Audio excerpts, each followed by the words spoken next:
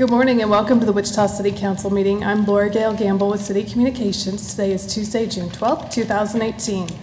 Well, if you don't know, we wanted to remind you that the Advanced Learning Library will be opening this Saturday, June 16th.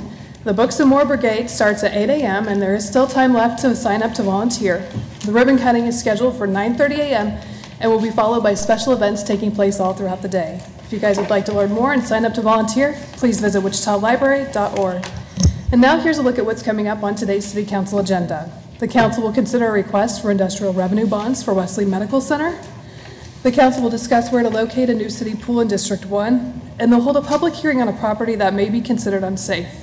For the latest City of Wichita news, we encourage you to follow us on Facebook and Twitter. You can visit wichita.gov and keep watching City 7 on Cox Cable Channel 7, and you can also check out our YouTube channel. With that, I will turn things over to the Mayor and Council. Good morning.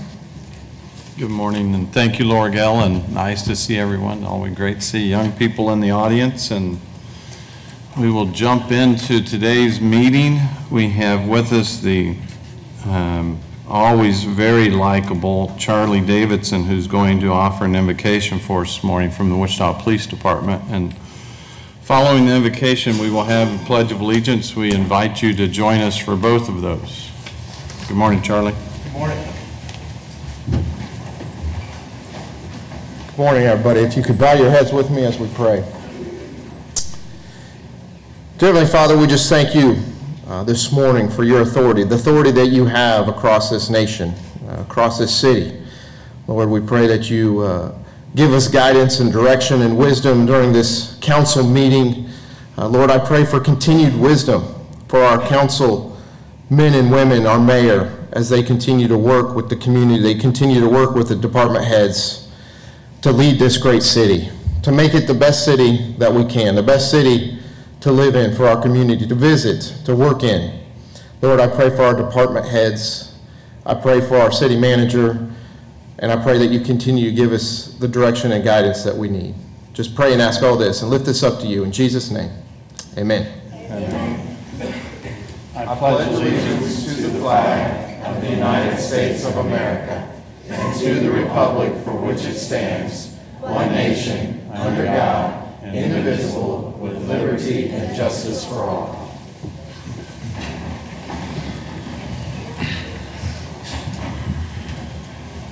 Thank you very much, Charlie. I'm sure you're still the most likable person in the room. Thank you. So we have the approval of the minutes of the regular meeting on June 5th, 2018. Any changes or corrections to those meeting minutes?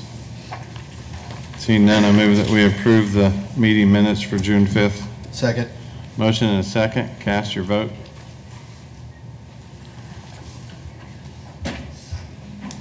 The motion passes 7-0.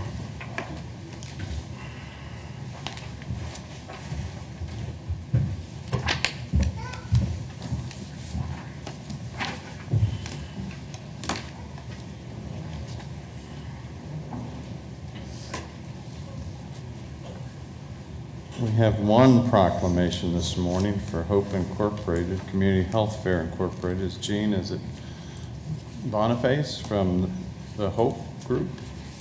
Is Jean here? Doesn't appear to be. So we'll read the proclamation and we'll get it to Jean at a later date. It is a proclamation from the City of Wichita, whereas HOPE, Hope Incorporated, Helping Our People Economically, a nonprofit community-based organization in conjunction with other nonprofit organizations, as well as the Wichita City Council in District 1, as well as vendors serving the health needs of the multicultural communities in Wichita, combine services and resources to unite the annual public health fair with the celebration of healthy communities and awareness. And whereas Hope Incorporated Board of Directors, staff, and volunteers of Hope are the organizers of the annual public local health fair, and whereas Hope Incorporated, as requested, will continue to hold their annual public health fair and gospel under the stars with other local nonprofit organizations with recognition of their untiring efforts in the community, and with memory of Sean Littlejohn and her family members, and whereas the City of Wichita Police Department, along with local and state elected officials, have given support by their participation and input. Now therefore be it resolved that I, Jeff Longwell, Mayor of the City of Wichita, do hereby proclaim June 16, 2018 as Hope Incorporated Community Health Fair and Voices of Hope Gospel Under the Stars, and urge all citizens to participate in the auspicious activities that highlight the importance of good health and the introduction to our community and minority businesses.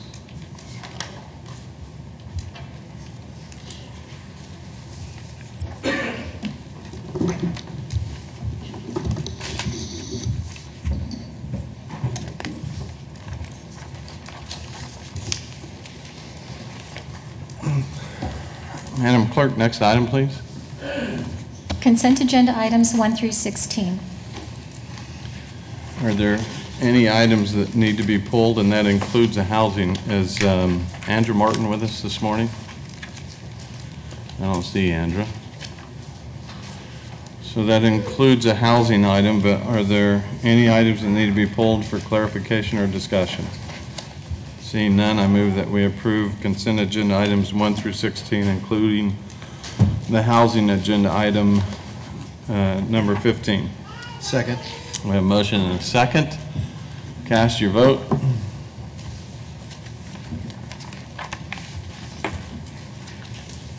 Motion passes 7-0. Madam Clerk, next item, please. Public hearing and request for letter of intent for industrial revenue bonds, Wesley Medical Center, LLC.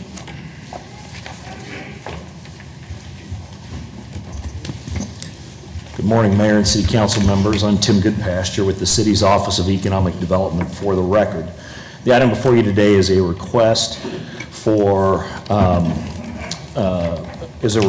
letter of intent for industrial revenue bonds for Wesley Medical Center. Wesley Medical Center is a regional acute care medical center that is a subsidiary of Healthcare Corporation of America, or HCA.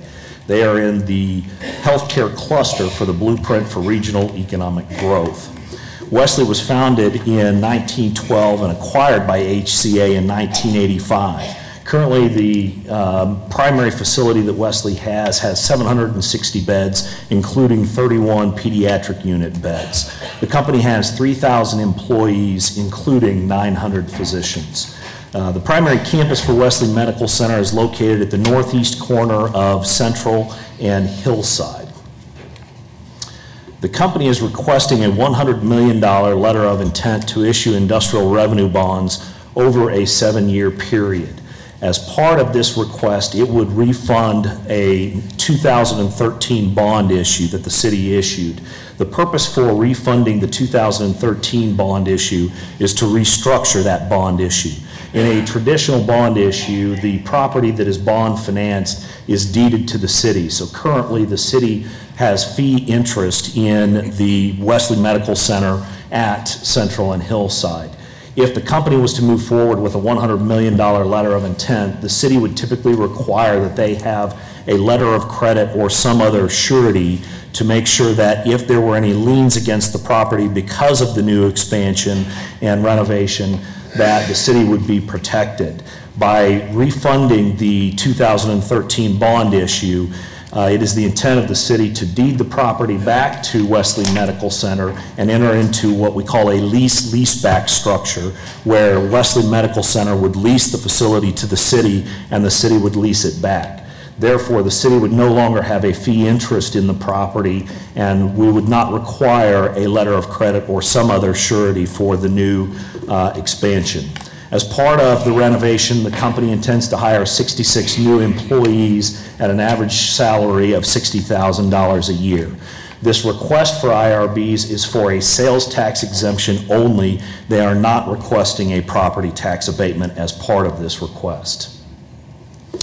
The company is making the request with the intent to try to encourage HCA to invest in Wichita. It is not a guarantee that the full $100 million will be invested in Wichita. So in a typical bond structure, we would have a property tax abatement whereby we would have a review at the 5-year mark of a 10-year property tax abatement to ensure that the company has invested the amount that they were intending to invest and that they have created the jobs and are paying the wages that we had seen that they had proposed. Since there is no property tax abatement and this is a 7-year request, Staff negotiated with Wesley a unique structure for this particular request. The company will be required to issue bonds at years 2, 5, and 7, and there will be specific benchmarks that have to be met in terms of capital investment and job creation at each of those benchmarks for the city to continue to keep the sales tax exemption in place for Wesley. So at the 2-year mark, the company will have to have invested at least $18 million and created 5 new jobs. At the 5-year mark, when they do a bond issue, the company will have to have invested an additional $12 million for a total of $30 million investment and created an additional 15 jobs for a total of 20 jobs at the 5-year mark. And then at year 7, the company will have to have invested an additional $30 million for a total minimum investment of $60 million and an additional 46 jobs for a total of 66 jobs over that 7-year period. Some of the improvements that they are projecting to do would include an expansion of the ICU unit, replacing several roofs and waterproofing those roofs, additional critical care beds, renovations to their medical and surgical towers, and an expansion of their medical office building. The estimated value of the sales tax exemption, if they were to do the full $100 million investment for the city, is approximately $254,000 and a total in excess of approximately $3.6 million. A cost-benefit analysis was conducted by the Center for Economic Development and Business Research at Wichita State University, which showed an overall ratio of benefits to cost to the city of 22.02 to 1, 14.59 to 1 for the city's general fund. Therefore, it is the staff's recommendation that the City Council close the public hearing, adopt the resolution of intent, and authorize the necessary signatures. Casey Goober, who is the COO of Wesley Medical Center, is here and can answer any questions specific to the company, and I would be happy to stand for any questions as well. And any questions at this point from the council? Seeing none, we'll go out to the public. Anyone like to address the council on this agenda item? If you'll come to the podium.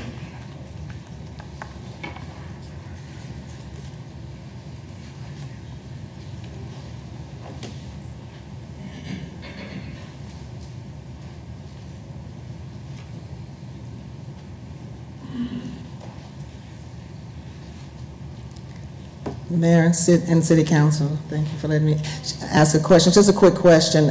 I missed the part. What happens if you don't? Can you share your name? Oh, I'm sorry. Anyano Cox. And so I just wondered. I don't know if you said it and I missed it. What happens if they don't meet the benchmark at 2 years, 5 years, or 7 years? That's my question. All right. Thank you. Any other? Nobody's going to answer the question. So. Thank you for sharing back there. If you want to share, come to the podium. Sorry. I don't think you are, but. No one else like to address the council? All right, we'll bring the discussion back to the bench. Councilmember Claycomb. Yes, I have a couple of questions, Tim. Yes. First of all, could you clarify for us if they don't meet the benchmarks? Sure. So if they don't meet the benchmarks, there's a couple of things that can occur. The 2-year, 5-year, and 7-year marks where they're supposed to issue industrial revenue bonds. If they don't meet the benchmarks, the city could either A, not issue bonds, in which case any equipment, any property that was acquired, any materials, I should say, construction materials that were acquired as part of the sales tax exemption, the company would have to deal with the Department of Revenue in terms of paying that sales tax. If at the 2-year mark there was a bond issue because they met their threshold and we get to the 5-year mark and they didn't meet the benchmarks they were supposed to, the city could pull back the sales tax exemption, basically meaning they couldn't go forward with any further sales tax exemption on any improvements that they would do beyond that point. Okay, thank you. Then my other question is, I think I heard you say that the entire $100 million doesn't have to be spent in Wichita? No, it would all be spent in Wichita at Okay. the campus at Central and Okay, Hillside. all right, I misunderstood that. And then one last question. Could you re-explain that leaseback structure? Sure. So very often when we do an industrial bond issue for a company that is doing an expansion or renovation, we typically have the company deed the property that is bond financed to the city while the bonds are outstanding. And so we take fee interest. So currently we have the fee interest in Wesley's campus at Central and Hillside. So if they were to move forward with this new project and they start doing renovation work, if for whatever reason a contractor did not get paid and they filed a lien against the property, the city could potentially incur some liability because we are the fee owner at that time, and so we could be responsible for any liens that are filed against it. By doing the refunding that we're looking at doing as part of this project and restructuring the ownership situation, the city would deed back the property to Wesley Medical Center, and our interest that we would hold while the bonds are outstanding would be through a lease-back arrangement where Wesley would lease the property to the city of Wichita and we would lease it back to them again during the term of the bonds while they're outstanding. Thank you. You bet. Any other questions, comments? This is in Councilmember Johnson's district. You ready to move forward? Yes, Mayor. Thank you. I would move that we close the public hearing, adopt a resolution of intent, and authorize the necessary signatures. Second. We have a motion and a second. Any further discussion? Cast your vote. Motion passes 7-0. Madam Clerk, next item. Building facade improvement project closeout, 518 South Commerce.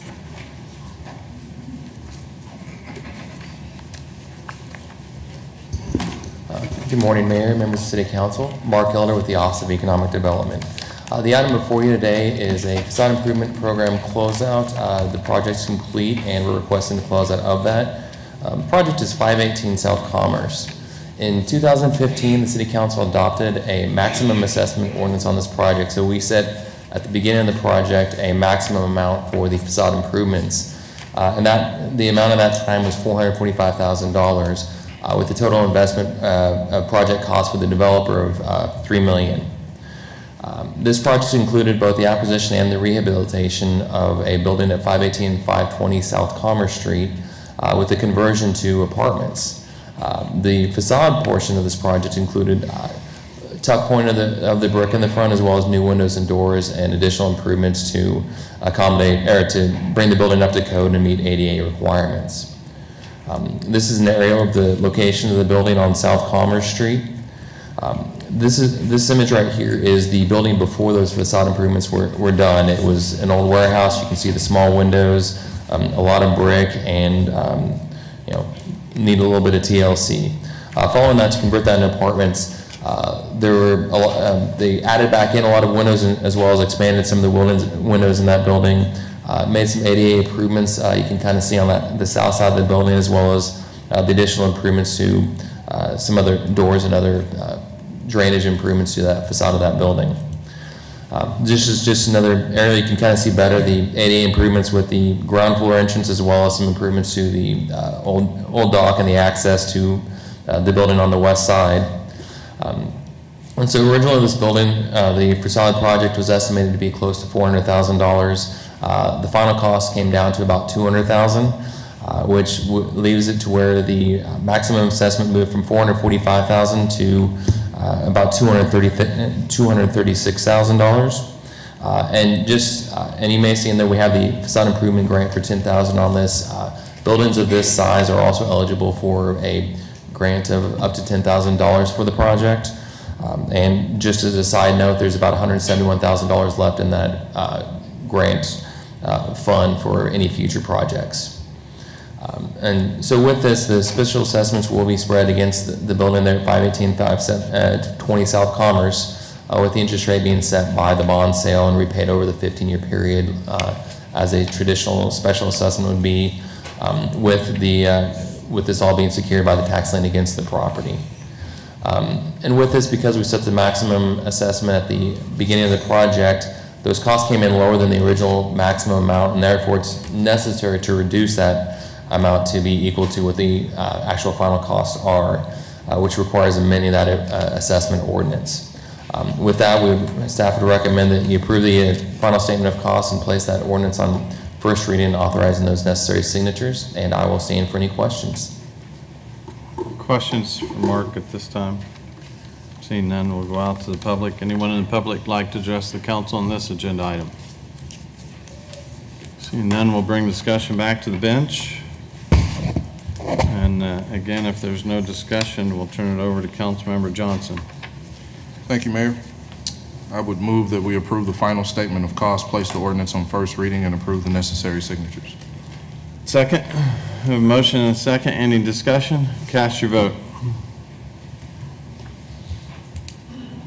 Motion passes 7-0. Madam Clerk, next item. Aquatics Master Plan Pool Location.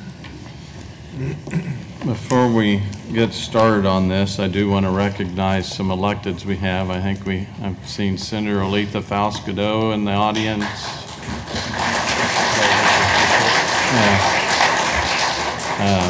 Representative Elizabeth Bishop has joined us.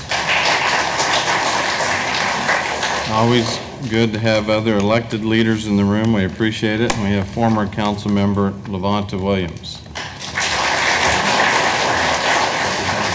Did I miss somebody? Oh, Gail Finney, thank you. Oh, hi, Melody. We're going to have to start making all of you elected sign in. Thank you for all being here. Good morning, Mayor, Council. Troy Houtman, Director of Parks and Recreation, and the item that I'm bringing forward to you today is in regards to the Aquatics Master Plan to determine the pool location in District 1. To give a little bit of background, in February of 2017, the Aquatics Plan was approved, and the overall philosophy of the Aquatics Master Plan was to actually consolidate our swimming pools. Most of our swimming pools are extremely old and are in desperate need of repair. Therefore, it was decided that we wanted to consolidate those pools and keep it within the budget means that we are actually operating right now, and also converting 5 of those swimming pools into water playgrounds or splash pads, and then creating 2 additional splash pads. In addition to those pieces of infrastructure and amenities, on August 8th, during the approval of the budget, City Council approved an additional $4 million to the Aquatics Capital Improvement Program for an additional pool, or a 4th pool, in District 1. Therefore, today we are here to talk about and make a decision in regards to where that pool will be located in District 1. Some considerations that were considered was comparisons of, and we conducted several pool location evaluations as to where the best location would be, and provided some selective criteria, including performance, the history of these pools, and other data. We also looked at several other locations and really decided that Edgemore and McAdams are primarily the best locations, because primarily we wouldn't have to build other infrastructure for those pools. We wouldn't have to build a brand new parking lot. We already have bathhouses in place. We already have utilities to those locations, and could actually save us about $1 million to $1.25 million in the construction of the new facility. So some of the items that we looked at, and I gave you guys a cheat sheet of some of the criteria that we looked at. The bus transportation, are these facilities close to or near bus routes? Also, bike transportation, are the bike routes nearby? We also looked at demographics in regards to households with children in the area, as well as income levels in those areas as well. We also looked at the median age of folks in these areas. Some other items that we looked at in regards to population under 18. Of those population under 18, how many of them are a subset that are under the age of 9? Again, the percentage of income and household income, population change. Again, you see the bus routes, the bike routes. We also included in the criteria attendance and revenue. We used the dates from 2001 to 2010 because we wanted to compare apples to apples of each one of the pools of Edgemoor as well as McAdams. We looked at cost recovery during those years, and we also provided criteria in regards to the pool footprint. So we provide all this data and information to Councilmember Johnson, and I know he's been working on this, talking to the community as well, and Councilmember Johnson has recommended that the construction of the pool be at McAdams.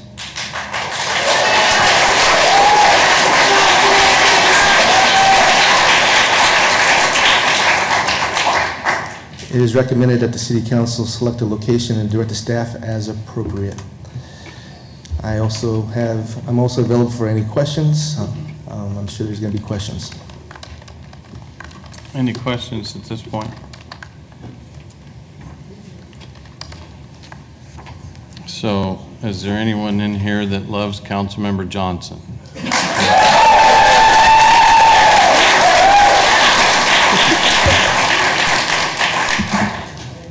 All right, we hope you got that out of your system because we would like just a little bit more decorum, if you all don't mind, so we can get through this. So if we're going to have extended applause after every speaker, we can extend this until a month from Sunday.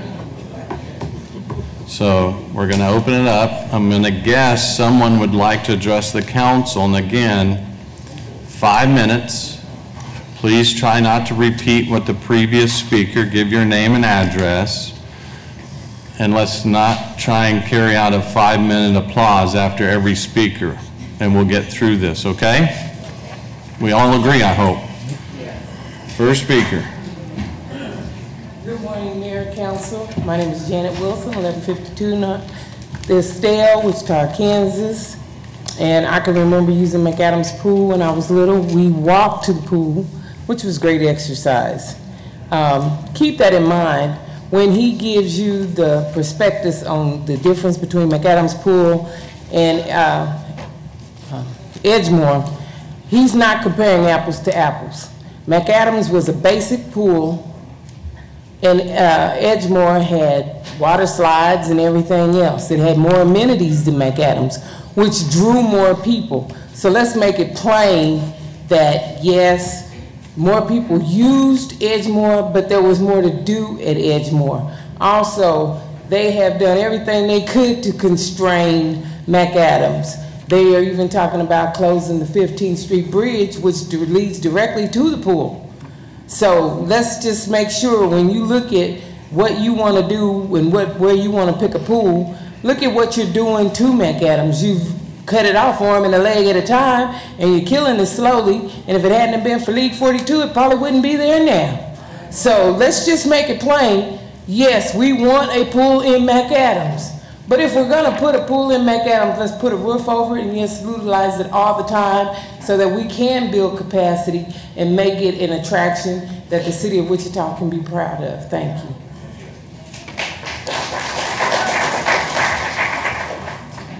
So do we need to give 5 minutes of applause time after every speaker? I thought we had an understanding. Next speaker. Mayor, I have a question. Councilmember Meissner. She brings up a good point. Troy, can you, talking about League 42, can you talk about what the investment is that the city has done in McAdams Park to support the League 42? So over the past 3 years, we've actually put in $1.4 million, which included a brand new artificial turf field. We've upgraded the fields and put in a new restroom and concession stand, as well as putting in new dugouts, new netting, just making it look really, really nice. This past year, we finally completed all 3 years of the projects, and I think League 42 really appreciates the work. They've been out there playing baseball all spring and summer, and they've had a great year. Their enrollment and their participation numbers have gone up over the past 3 years consistently. And they have some ideas and thoughts about doing some expansion. We need to work with them on that, but they're doing some fundraising to help match that, the work that we've done. So We've actually completed our obligation of the $1.4 million and continually looking at ways to improve McAdams Park by adding more activities. We've been doing more programming in the recreation center and looking for other improvements throughout the rest of the park. So, and then the operating the league, is that, do we, like umpires and No. do we pay the utilities? We On do pay the lights? utilities, yes, So- we do. So the city pays the utilities? That's We correct. paid $1.4 million in infrastructure Yes. to do turf fields? Yes, but the league, they have their own volunteers that they bring in for their umpires and coaches. Okay. I think they do pay some of those umpires as well. Yeah. But they fundraise and do everything from bake sales to finding other sponsors to help run the league. Do you have any idea how many kids are playing this year? I can't tell you exactly, but I think it's over 500 at least. But Okay, thank you. Next speaker. Hello, my name is Pandora Freeman, and I'm 11 years old. The pool I go to is College Hill, and I'm on the Heat swim team. Every morning I wake up and go to swim around 8 and plunge into freezing cold water and swim for about an hour. I do this 4 days a week, all summer long, excluding holidays. I do this so I can compete in the exciting swim meets where I see friends, have snow cones, earn medals, and see various pools around the city. I do this for pure enjoyment. Personally, I would like to go to these pools and just swim. I would like to just play games with my friends or complete strangers for fun. I enjoy seeing new surroundings and making friends. I want other children to be able to ride their bikes to the pools and not need to worry about getting home. I want kids to swim until the pool closes and not need to drive across town or ride a bus to get home.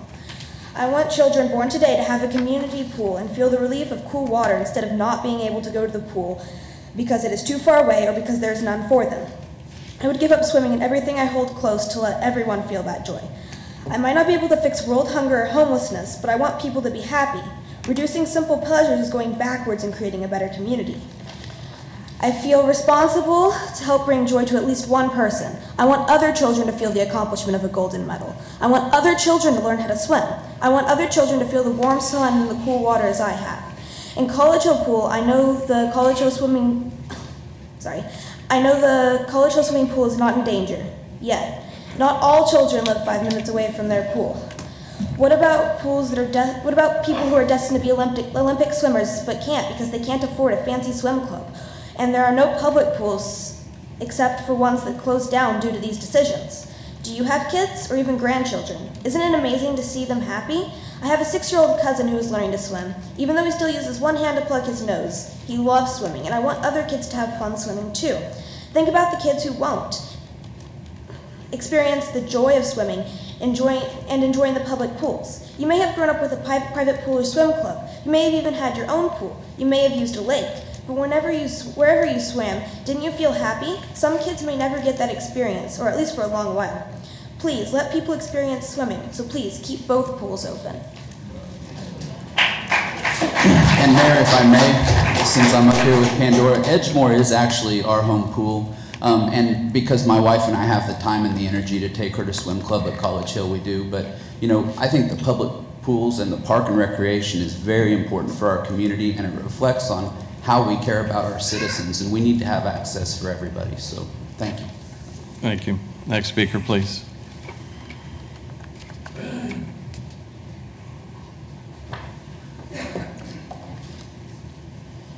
Hello, my name is Antonio Rankin III. My address is 8110 East Level Drive, 67207.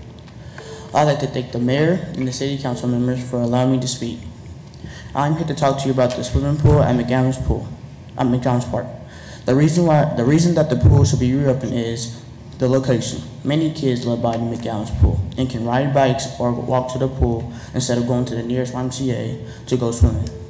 I would really like to see a water park for popular reasons so that more kids will go there. I like to see slides, basketball goals, and the lazy river. It will be exciting and fun.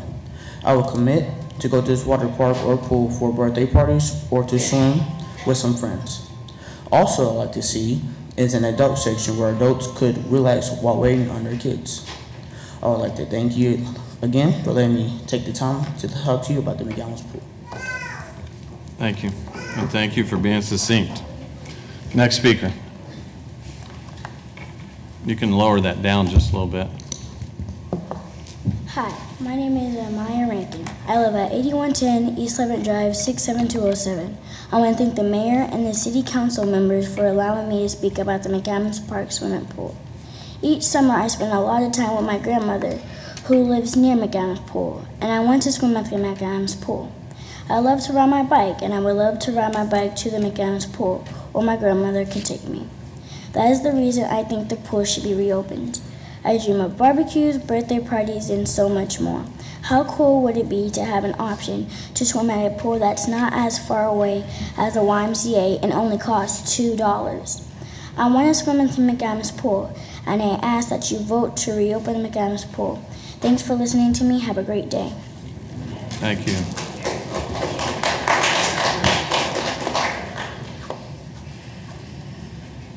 Hi, my name is Sequoia Phillips. Thank you, Mr. Mayor and council members, for allowing me to speak to you on behalf of my community.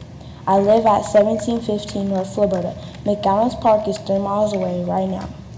I have to swim at the North Y or my dad's job. I have also been to the Derby Water Park. Those pools are very fun. I would love to have a water park like that in my neighborhood right now.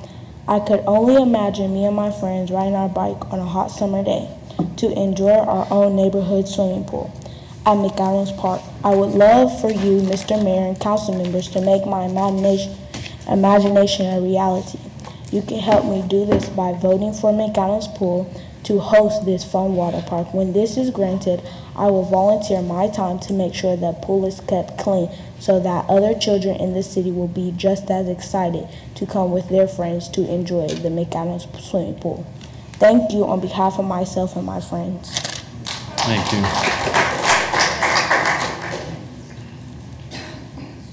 Next speaker. Hello, my name is Martel Carter Turner Jr. and I am doing toward the McAdams swimming pool will be reopened. Because if you live across the street, you can just walk or ride your bike with your friends. And you can have swimming classes to learn how to swim. And if you have a birthday, you can just go there and don't have to worry about it.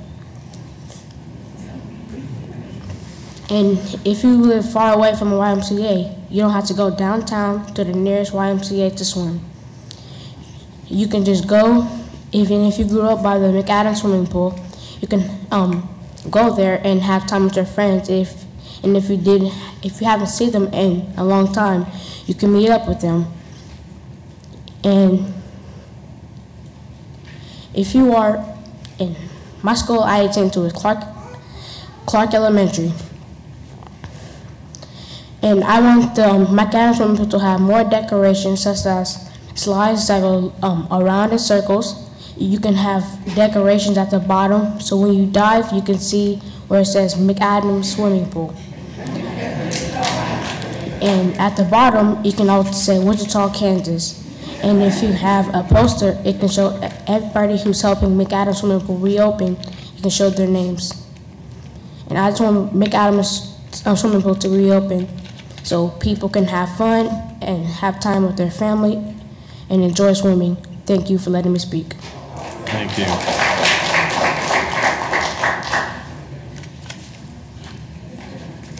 Next speaker, please. Hello, my name is Gentle Carter. Pull that mic just a little bit closer. Hello, my name is Gentle Carter. I live at 404 South Madison Avenue, Kansas. It's really a wonder that I haven't dropped all my ideas because they seem so absurd and impossible to carry out. Yet I still keep them in spite of everything because I still believe that people are really good at heart. Swimming pool is not absurd or impossible. Have a good heart, people.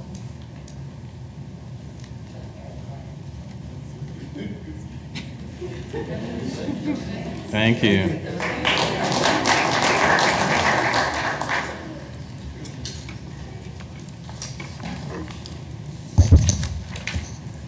Good morning.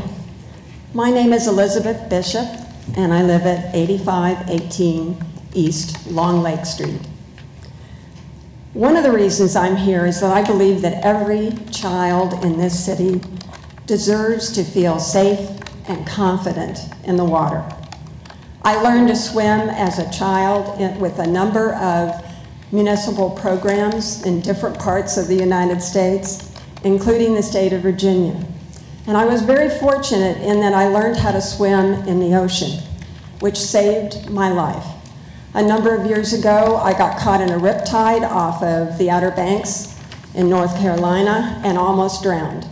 However, I had learned to swim, and I had learned that you don't wear yourself out trying to swim back to shore. You swim sideways to the shore until you finally reach a point where there is no riptide and you can swim in. That saved my life. I enjoy swimming, and I think every child deserves to feel safe and confident in the water. A number of years ago, well, actually not that long ago, a number of months ago, a very dear friend of mine, Fran Jackson, was picnicking with her family at McAdams Park, and two little girls jumped out of their cars and ran towards the pool with their little puffy things around their arms and their swimming pools, and they got to the pool and they said, "Mama, there's no water in the pool." And that was how the community learned the McAdams Park pool had been closed.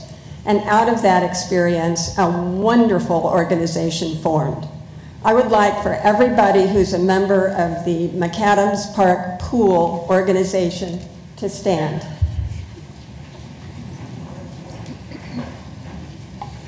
We have done our best to partner with the park department, to partner with the city of Wichita. We thank you for the additional money for at least having a fourth pool, and one that can serve this community as well as, frankly, the entire north part of the city. We would like for that pool to be placed at McAdams Park. The park has been enjoying a renaissance, and we thank you for that as well. We do not see a conflict between the baseball leagues or the ball fields or the tennis courts and the swimming pool. We think there is a wonderful synergy that can result from all of those parts. We believe that there's a synergy with the redevelopment of that neighborhood centered around the Dunbar Theater, and this pool in McAdams Park would be a basic building block to keep that going forward. We thank you for your help so far. We ask you to please place this park at McAdams Park. Thank you.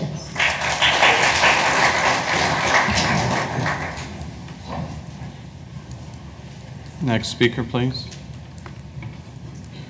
Hi, Jeff. Ty McEwen. Hello, everybody.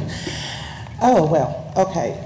First of all, I really just want to kind of go a different route. Jeff, aren't you tired of seeing us in here? I'm just wondering. Is it just... So let me answer that one.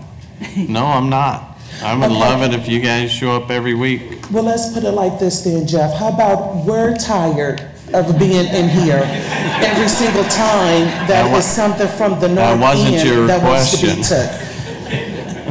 Let's just put it like this. Yes, the pool should stay at McAdams. In fact, I'm gonna just be honest, I don't even see why we up here debating over where the park should go. I mean, hasn't enough been taken out of the northeast side of the community? Haven't we lost enough? There's no Walmart, almost no gas stations, almost no grocery stores. The pools is gone, the parks is run down.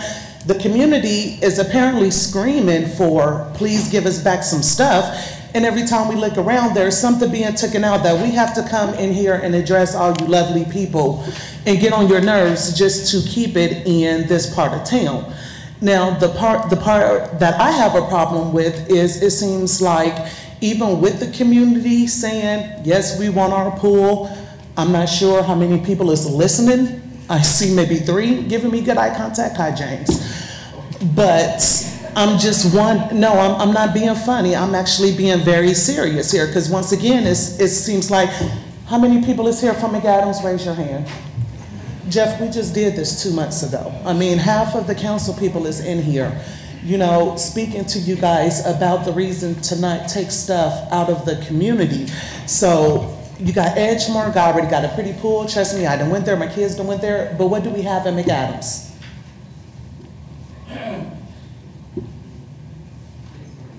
League 42, 600 kids. I mean, honestly, all I'm saying is, and I'm gonna wrap it up and be quick, all I'm saying is, It should not have to come to this, in which we have a whole line of people back here begging that we do not get stuff taken out of our communities. It shouldn't have to resolve to that. It should actually be the opposite way, in which, you know, the city should willingly want to put things into the community. The city should be happy to invest into the community if the community is going to use it, right? If the community is asking for it, well then, that is something in which the city council should listen to and to acknowledge. It shouldn't have to come to 40 people, hold your applause, let's take a bathroom break, because everybody got something to say. You know what I mean? This was going around Facebook for at least a good year now, so I know the city council has to be aware of how much the community wants to keep this pool. So with that being said, I just want to just be the one who say, fortunately, I think this is kind of crazy. It should not have to come to this. It should be in which the city should openly listen to their people without there having to be a line. I'm gonna leave it there. Thank you very much. So Ty, would it be helpful if we got you a list of investments that we have made? Because we can share that with you. I mean, I know you asked for that, but no, actually. So the Northeast Trail that we put in was fairly expensive. The Dunbar Theater that we're investing in. I mean, we can come up with a list. I mean, Jeff, here's the problem. The problem is not the list.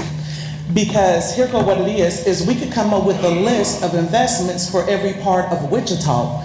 The problem is, are them investments actually gonna go to where they need to go? Every time we come to the city council meeting, something is getting invested in, some money is going somewhere, somebody is opening up a business somewhere. So it's not that, and just to be frank, you know, just to sit here and say, hey, we gave a couple of millions for the Dunbar, or we gave a couple of millions for a bike trail. Okay, well, guess what? That's kind of what money is there for, you know? But the whole point of it is no, we don't need a list, Jeff, because I can provide you with the list 3 times as big of the stuff that we don't have. So. Yeah, we can't control the private investment. We can control the public investment. That's all we asked them. All right, thank you. Thank you. Next speaker.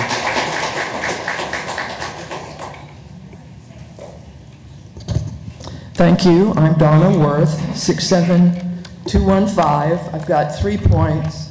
The first one is listen to the children. They are our future. Second is I don't mind coming here once a week. I just put my car on autopilot and I'm here. If it's not this, it's something else. So yeah, you'll still continue seeing me. And number 3, I will swear that the Save McAdams Pool Committee will commit to working with the city for the next 4 or more years to promote this pool. We have promoted activities in the park thus far with attendance that has gone up to 450 people. We have had family activities, we have had after-school activities, that sort of thing. So know that you have a commitment from the Save McAdams Pool Committee. Thank you. Next speaker, please.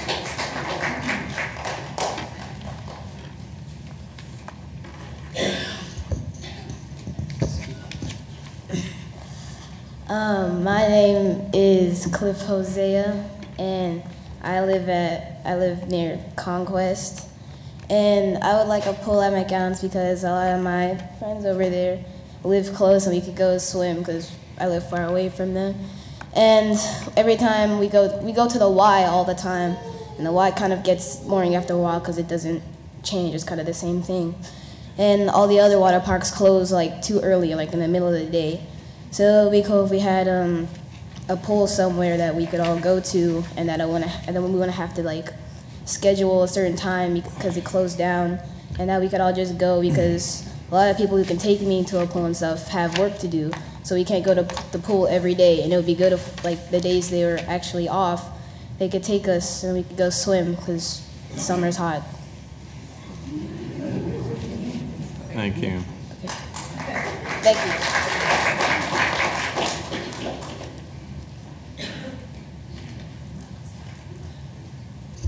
Cindy Donaldson, 1615 Savage Court, Andover.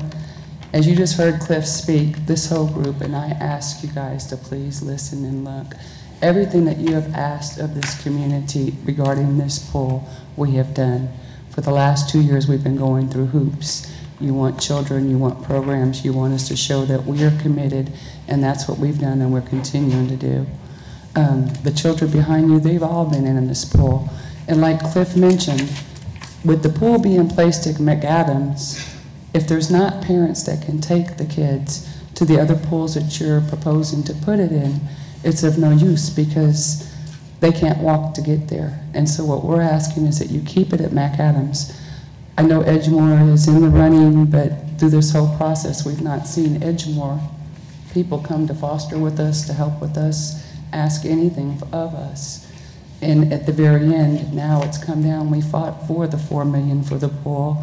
Then we were told, now you're gonna have to make a choice, McAdams or Edgemore.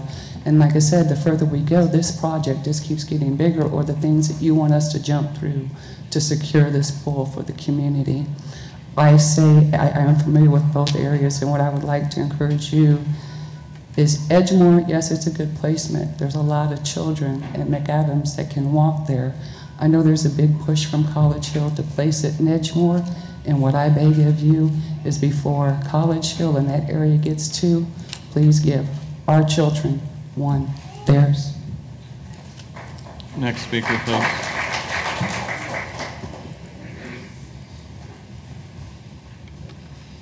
Good morning. I'm Maxine Bostic. I live at 4601 Vesta Drive. And I want to thank you, Councilperson Mr. Brandon Johnson, and hats off to each of you council members for the leadership of Wichita citizens. And as a mother and as a licensed clinical counselor and a retired school educator, you're going to see me often, and particularly when there are children involved. I'd like to speak about 4 ways, at least, that McAdams Pool can help children and has helped children. I'm just going to talk about 2 young women, and they are both less than 40. One of these young women is a local dentist here, Dr. Maya Nunley, and one is my daughter, Elizabeth, who's a school administrator in Texas. And they took swimming lessons. We had no choice, Lisa Bostic and I, and Brenda Nunley, but to drive them there every week, every day. We had to advocate for better stools that would flush and showers that would work, and don't let me get started. And we could pay for other places, but we supported the fact that they should be in our neighborhood. They learn leadership. It can continue to teach swimming skills, which they learn. It can continue to teach character education and development, which they learn. It can continue to prepare for lifeguarding, which one of them was a lifeguard, and she was up on 53rd Street, the lifeguard, taught swimming lessons, learned to swim at McAdams. It continues to provide recreation. They also did tennis there. Everything was available. They also worked in leadership in college there, and they had jobs. When Elizabeth was on Southeast swim team, she had to go. We paid for WSU. We paid for Wichita Swim Club. We went to Edgemore, couldn't practice over at McAdams because they didn't have the right kind of equipment. So it will allow not only for recreation, but participation in state and national competition. These 2 women took swimming lessons at McAdams, and later on, now they are part of a nonprofit, a 501(c). In 2014, when on the board I said to them, you need some money to give some free passes to kids, they donated through the 501(c) free passes in 2014 when the city said nobody was going there. I was there, and I made sure it was done. Both of these young ladies are now USA tax supporters. Maya Nunley is a local dentist. Elizabeth Bostic is a school administrator in Texas. This is character building. Please don't miss this opportunity. Maxine Bostic, thank you. Thank you. Next speaker, please.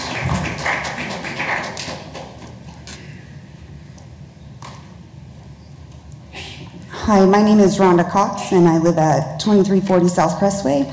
I live very close to Edgemore, and I just want to point out the obvious. I've never seen my community fight for a pool, and it would be wrong to take it from a community who is standing up and fighting and has worked so hard and is obviously here. So I'm asking you not to put a pool in my community who has not fought for it, and to invest in a community that is willing to fight. Thank you. Thank you.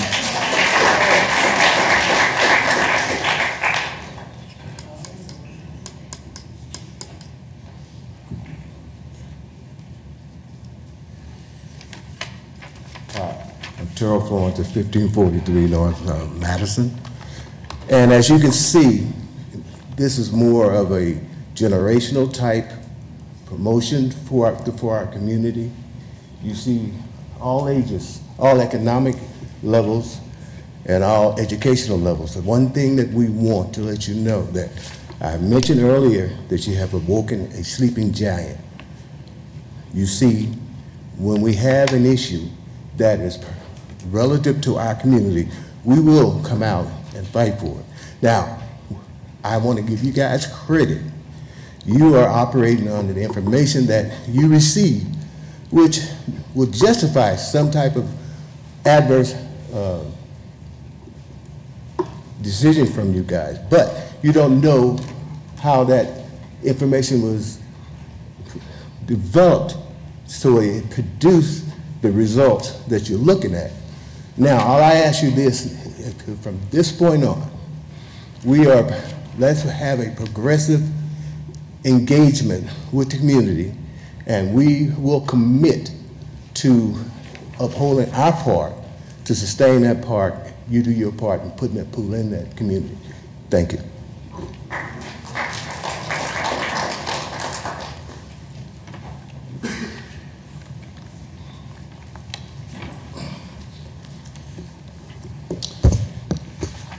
My name is Reverend Alan Stuckey. I am the pastor at the First Church of the Brethren, just south of North High School, and I live at 817 North Porter, just north of the Art Museum in Riverside. I have several comments to add to this discussion, one of which is the selfish one. I live in Riverside. If you put a water park in McAdams Park, that would be the closest destination water park for me and my family. I have a 5-year-old and a 2-year-old. This is something I would use on a regular basis, and I know that our community would use it in Riverside. I'm also very aware of the demographic data that you posted earlier. If you noted, it went by very fast, but if you noticed, the McAdams neighborhood is by far more low income than the Edgemore neighborhood, which translates to mobility. It's not simply an issue of where the pool goes, it's an issue of access. I am fortunate to be in such a place where my children and my family will have access to a variety of pools. The children in this neighborhood will not, if it is not there. As a side note, I also agree with the first young woman who actually stood here and shared that really what should be done is that all the pools should be kept open to the best of the ability. The other thing, since I'm a preacher and this feels like a pulpit, I have an obligation to speak to the moralness of this decision. This is not morally neutral. For several years now, since day one, I've been involved with a movement in this city called the Beyond Tolerance Movement, led by Reverend Sam Meiskens and Bishop Wade Moore. It is a movement that is encouraging our city and our community to move beyond simply just tolerating each other and actually valuing each other. every citizen, no matter what their race, no matter what their income, no matter where they live. Mayor Longwell, I hope you are familiar with this name because you are the chairperson of this movement. I've been to most of the meetings if you haven't noticed. I appreciate that. My hope is that your chairmanship is not just a photo op and that this is something you do deeply care about. What has not been mentioned is that yes, there's economics, there is access, there is also race involved with this. Breaking down those walls of hostility and those barriers that divide us, that needs to be backed up with where we put our money. And I trust that the other council people are also listening to this. You represent all of us. All of us. And I choose to believe that you care about all of us. I'm granting you the benefit of that doubt. I'm asking you today, please place this water park at McAdams. It will benefit us as an entire city. It will benefit my personal neighborhood and the neighborhood in which it lives. Beyond that, I also ask you to use your influence to protect McAdams Park in general. There are forces that would prefer that it was not there. It is a vital part of this city and of this community. I thank you for your service to this city, and I thank you for hearing me. Amen.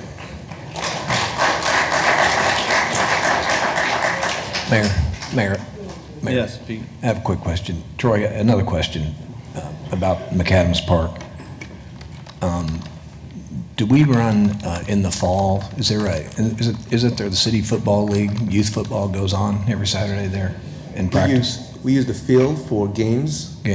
Typically on Thursday evenings, some of the weekends. We've had different locations where we put football games, but that is one location, yes. Okay.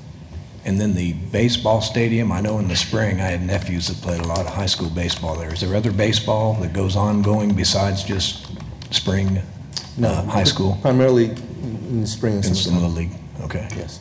So, all right. I was taken aback by the comment that said that people want McAdams to go away. I think it's got all kinds of infrastructure bones that would not that wouldn't even be considered that McAdams Park would be. Hold on, Troy. Councilmember Blumenthal. Thank you. Troy, while you're up there, I just wanted to ask you, do you have a ballpark figure on what we did spend on the Red Bud Trail? I was thinking it was $1 million, $1.5 million. Is that correct? I'm sorry, I do not have that number in my top of my head. Okay. But we can find that for you. Yep, thank you. Definitely. Well, I'm just trying to get a better idea of the overall investment in the neighborhood. Councilmember Johnson. Thank you, Mayor. Troy, one more question really quick. Sorry about that.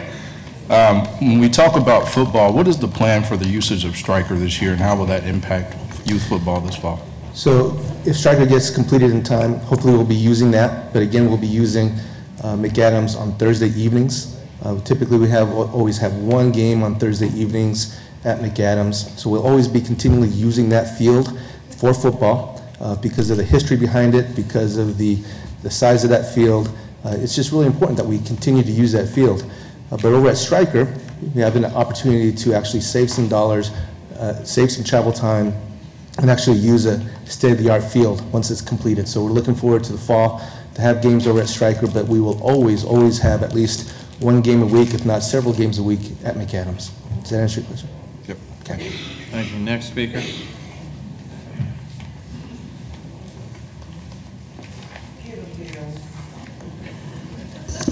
Good morning, City Council members. My name is Gail Finney.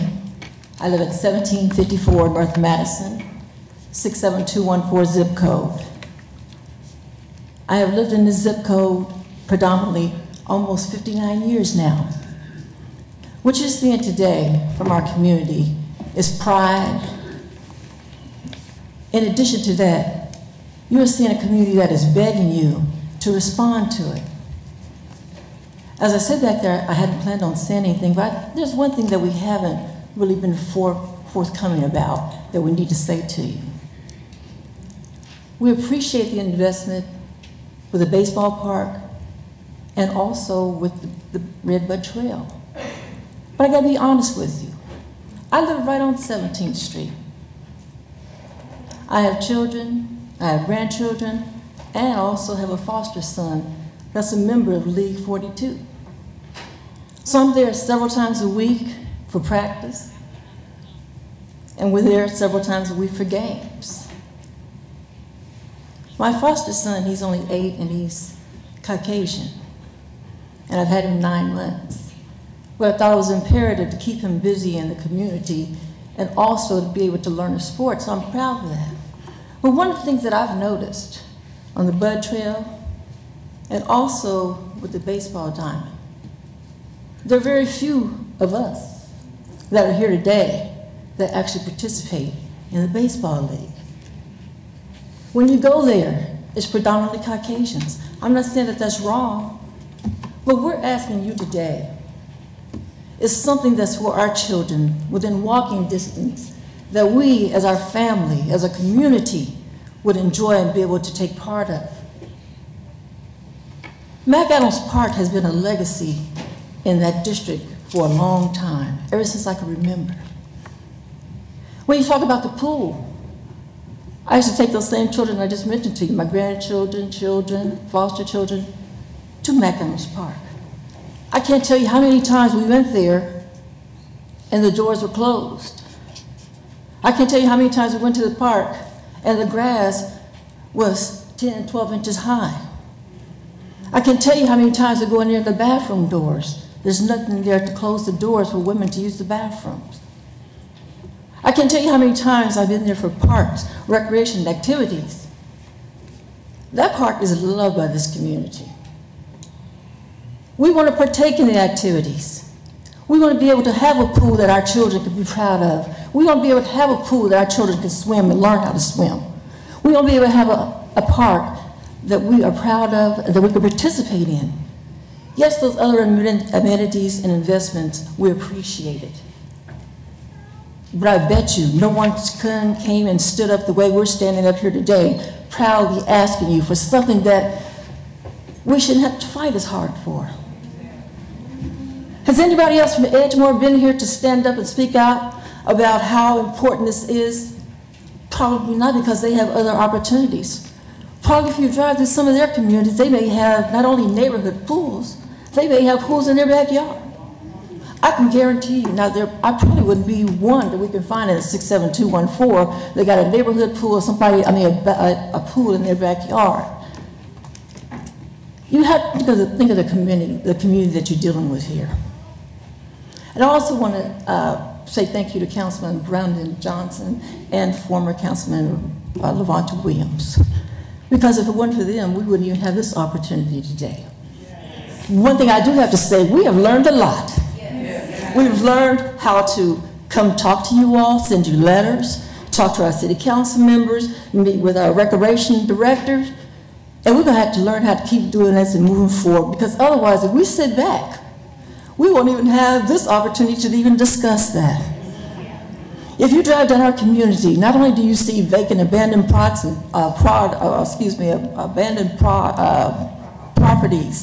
you see trash on those properties, and you just see a community that seems like it is just deteriorating by the day. And it's sad. I drove down 13th Street not too long ago, and I was looking at the municipal pool, and it was just full with children from the community that probably walked there to be able to have a pool. It's those simple things that make a difference when you start talking about the life and the vibrancy of a community. So please, as you sit there today and you make your decision, think about the actual people that is actually affecting, that would actually participate. And I guarantee you, if you had a pool that is taken care of and maintained, our community will be there. In addition to that, I personally will be willing to help to get sponsorships and to keep the community aware and participating over the next 4 years. And I'm sure it's not just me that's willing to do that. We want this pool, we're begging you for this pool, and please don't make us have to keep coming here. I like you guys, but there's other things I need to be doing as well too. Thank you for your time, and please, let us have our pool. Thank you.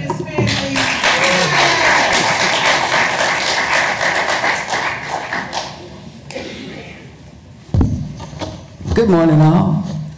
My name is Mary Dean, 3 227 East Bel Air Court, 67218.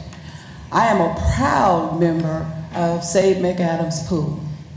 I am so honored to have worked with these women and some men to bring attention to McAdams Park. McAdams Park has a long history here. I moved here in 1969, and when I moved here from Kansas City, Missouri, McAdams Park was full of fluster and celebration, had the Black Arts Festival. All kind of people would come in and celebrate the Black Arts Festival. And what we're trying to do and what we've been bringing attention to is that more people use McAdams Park. And there is a lot of people that have come in and using McAdams Park for all kind of celebrations and workshops and everything. So I'm standing before you, begging you to please preserve McAdams Park with a new pool.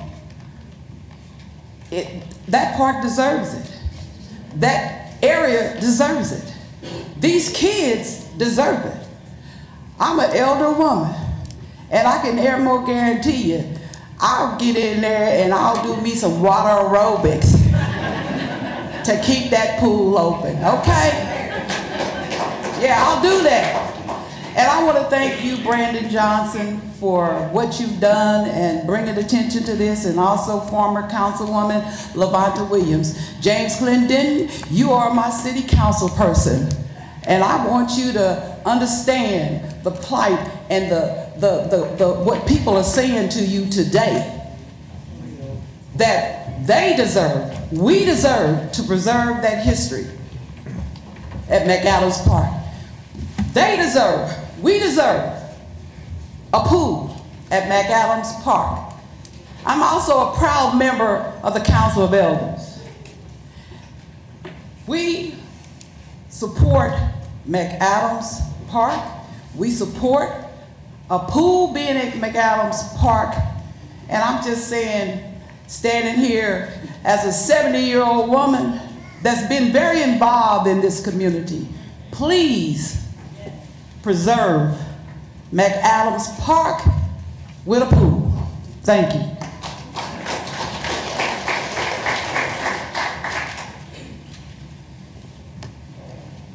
Good morning, Mr. Mayor and the council members, and I just want to thank you for the opportunity to speak before you today on behalf of reopening and improving the pool at McAdams Park. You heard from a lot of our young people today, and you heard the passion in their voices.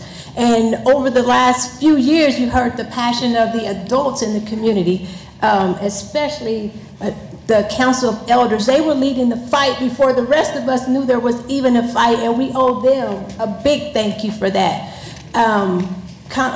Councilwoman LaVonta Williams, she was one of the ones that helped to lead the fight and get the word out in the community. Councilmember Brandon Johnson picked up that call to come out to action, and that's what we're here for today. We just actually, we do appreciate the things that have been going on in District 1. There have been funds that have been going into the district, but we need more of that. We need that to continue. And again, we thank you for what has been done so far, but let's keep it going. Let's keep the pool at McAdams Park, and not just that pool. Let's create a world-class pool that it can be. Let's put the entire $4 million that's available into a pool that's, the infrastructure is already there. Let's not use money like Troy brought out and use it in other ways, you know, build up parking lots. Let's use the entire $4 million to build up that pool in that community. One of the slides that we showed, that Troy showed, it did talk about the disparity in the economics. Edgemoor and McAdams, there was a big disparity.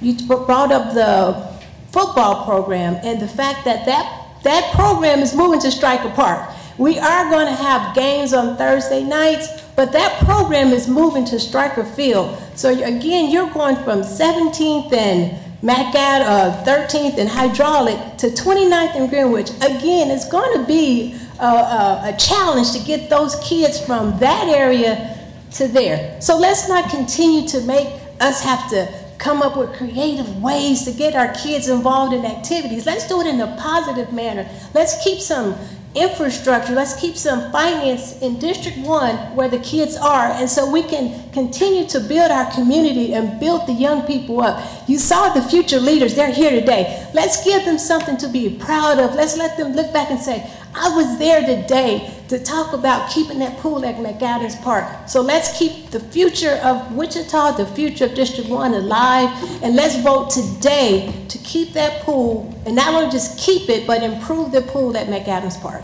Thank you.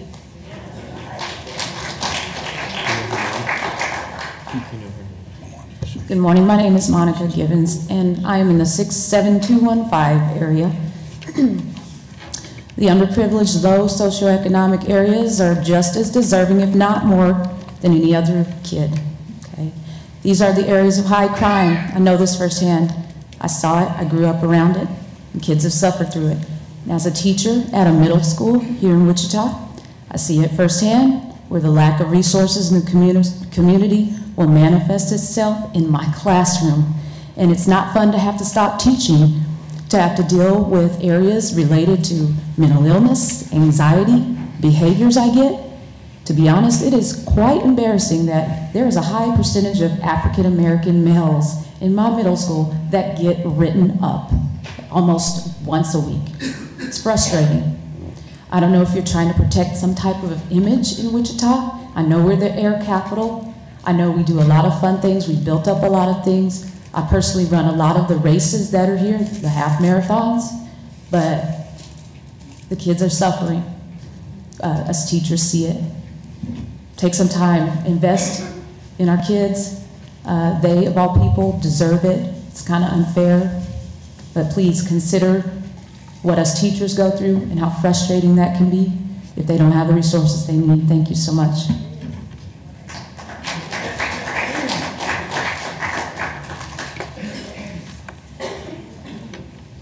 Good morning. James Roseborough, 4518 Greenbrier. And I'm here today, I'm going to wear two hats. Number one, keep the pool at McAdams. Number two, build a pool at Edgemore. You'll be hard pressed, all my travels across the state, found a city where these pools pay for themselves.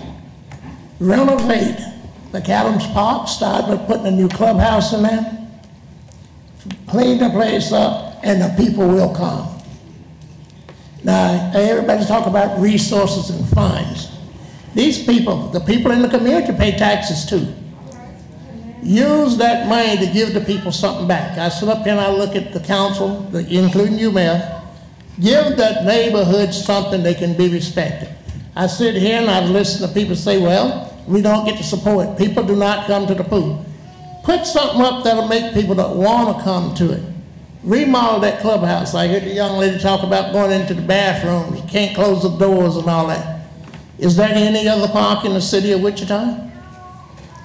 Update that park, spend the money, keep it there, give the people something to be proud about so they can speak of my neighborhood. Yes, we do have McAdams Park. I was told, I didn't know until yesterday, that the Barry Sanders football field, the kids do not play football up there again. I hear here this morning they play one game or two a week. I can remember when they were fighting to change the name of that football field to Barry Sanders. Why don't you put something in if we're going to turn around a few years later and not use it? Going further east is not the answer. Not the answer.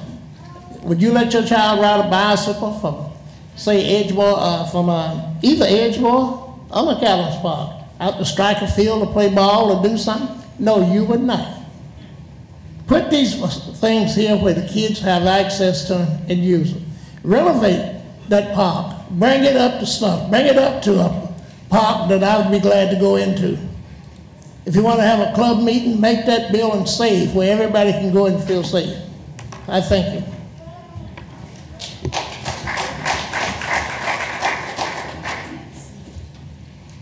Good morning, Mayor and council members. Thank you so much for your time and talent in serving our city. My name is Joseph Shepard, and my address is 6000 East Main Gate, Wichita, Kansas, 67220.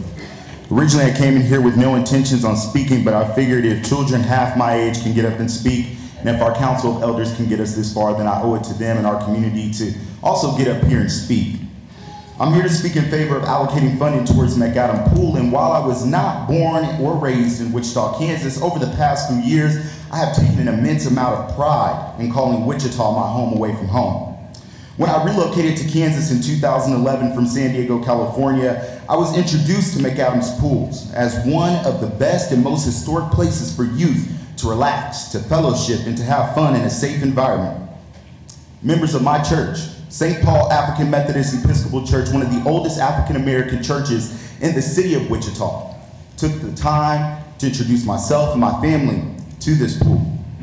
Upon research, I found that McAdam's Pool was not only to be a historic and safe and fun place, but it is also a symbol of pride. It's a symbol of hope. It's a symbol of pride and hope for so many people who feel that they have been overlooked, unheard, and unseen by people who have the authority to bring opportunities to their community. Since 2011, I have witnessed symbols of pride for that very same community be taken away. Northeast Magnet, a symbol of pride, taken from 67214 and placed in Bel Air. The neighborhood Walmart, which many people relied on, those who did not have transportation or have access to healthy and safe foods to live a healthy and sustainable lifestyle, taken away. Shortly after, the neighborhood Quick Trip, which many children relied on to go to get snacks and to just take a walk in their own neighborhood, taken away.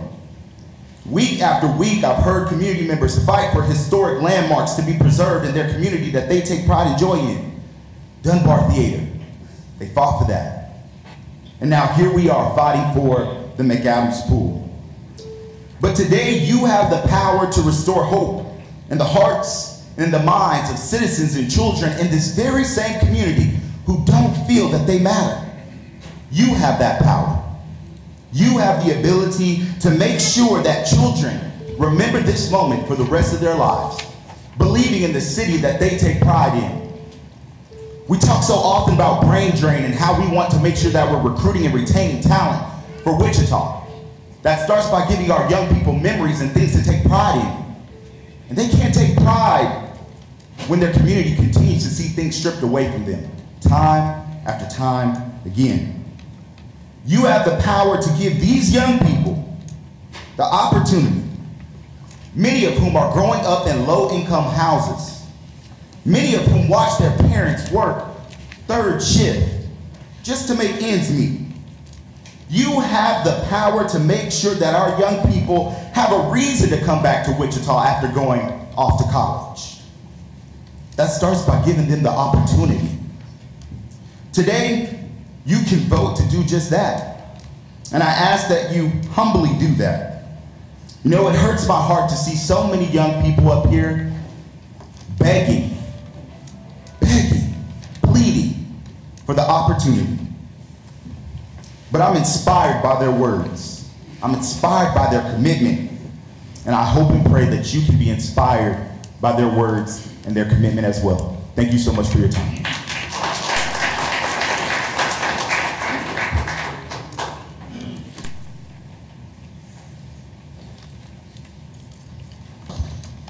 James Thompson, 67230. I'm here to share with you just a little bit about the way I grew up and why I think this pool is important to this community. I grew up in poverty and was actually homeless as a kid, and it was a pool in my neighborhoods in the area that I lived in that I was able to go to in the summer. But for that pool, I would not have had anything to do. I wouldn't have been off doing God knows what. But that pool gave me a place to go in the summertime. It gave me something to do. It gave me a chance to be around other people. It gave me a chance to get out of my house.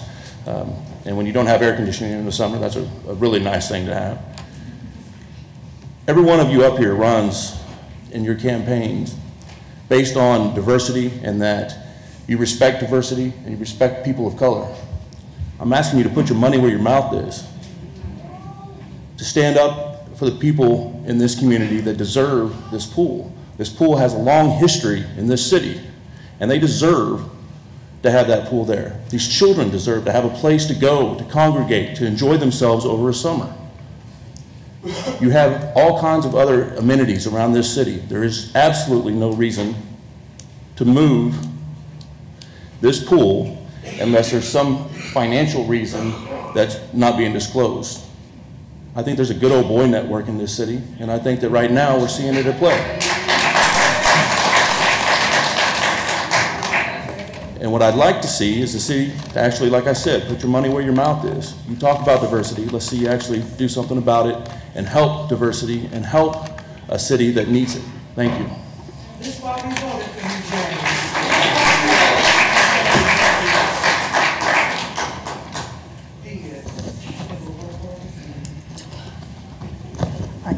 My name is Vernette Chance. I live at 10316 East Countryside Circle. Mr. Meitzner is my council person, I think.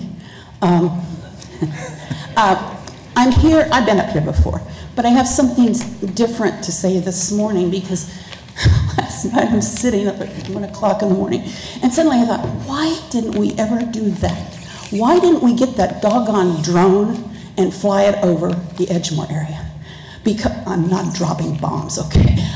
To prove that there are ever so many pools in backyards over there. I live at 10316 East Countryside. I used to live at 6620 East Murdoch. My kids grew up there. My kids went to the Edgemore pool. We had 3 family pools on our street. There were more further back, and I would bet you there are even more now.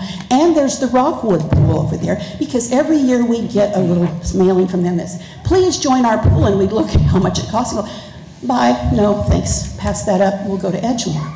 So those people already have access, many of them in their backyards, not everybody. But like I said, the street that we lived on wasn't particularly affluent, but there were 3 pools there. My kids went and swam with friends down the street. So you need to take that into consideration if you're thinking, oh, well, you know, this is just a much better deal over here. I don't know that you're going to get those people to your pool unless you're going to turn it into a water park, because why would they go over there? And someone also told me, and I do not know whether this is true because I could not tell from those maps you put up, about the buses. Someone said, there is no bus route that goes directly by the Edgemore pool. That check out. Because if it doesn't, they're going to have to walk anyway. They're going to get dropped off somewhere or get off the bus somewhere and have to walk over there from, I don't know, Woodlawn or whatever. And then back to something that Mr. Thompson said about diversity, but more than that, community. Because Mr. Florence back here, it's really all his fault that I showed up here, ever. Because after the flash mob, we got involved in a conversation on Facebook with this woman who was a little bit out there. And then once we discouraged her from being there, he said to me on Facebook, he said, would you like to meet some people from this community? And I said, yeah, I'll do that. Right? Yes, I did. And so I drove over and I talked to somebody. I talked to him and one other person, and it grew a little bit. Very slowly.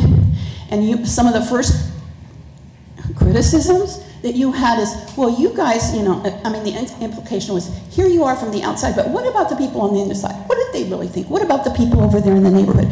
And it was hard to find that out because you know why? They're used to being let down. I don't mean just by, you know, the city government. I'm just saying let down. Having things turn on them, not having things turn out, promises not being made. And so to get them to talk to me, is a little hard. It really is. But when you talk to them, I can't tell you what this experience has meant. I have gotten out of my silo. You guys in silos too? I have gotten out of my silo. I have met other people in this city. I have found a beautiful park that I only knew. The only part of that park I knew about was that baseball stadium up front. I walked back to see that pool that day and I thought, holy cow, who knew this was here? And we jokingly said at one of our meetings, and please don't be insulted, we said, I wonder how many of them know. Do you think maybe it would be a good idea to just like kidnap them, put them in a van and drive them down here? Drive them through the park and show them, yes, you can get into and out of it. And nobody's going to attack you down here. They really aren't. They're pretty decent people. And another horrifying another horrifying comment. I have a friend who teaches at WSU, doctorate in education, and she said to me about the football. She said, "Well, Vernette, people are afraid to drive down there." And I went, "What are you talking about? You know, come on down once, would you? Get out of your bubble and come meet some other people." They're not, you know, yes, I'm sure there's violence. There's shootings down where I live too. Several years ago, there was a murder on South Rock Road. But that doesn't mean that everybody down in my area is packing heat. Okay, so just please, don't just think of this as an investment, although it is, because if people get together and they help build something, they believe in their community and the whole community prospers. Thank you.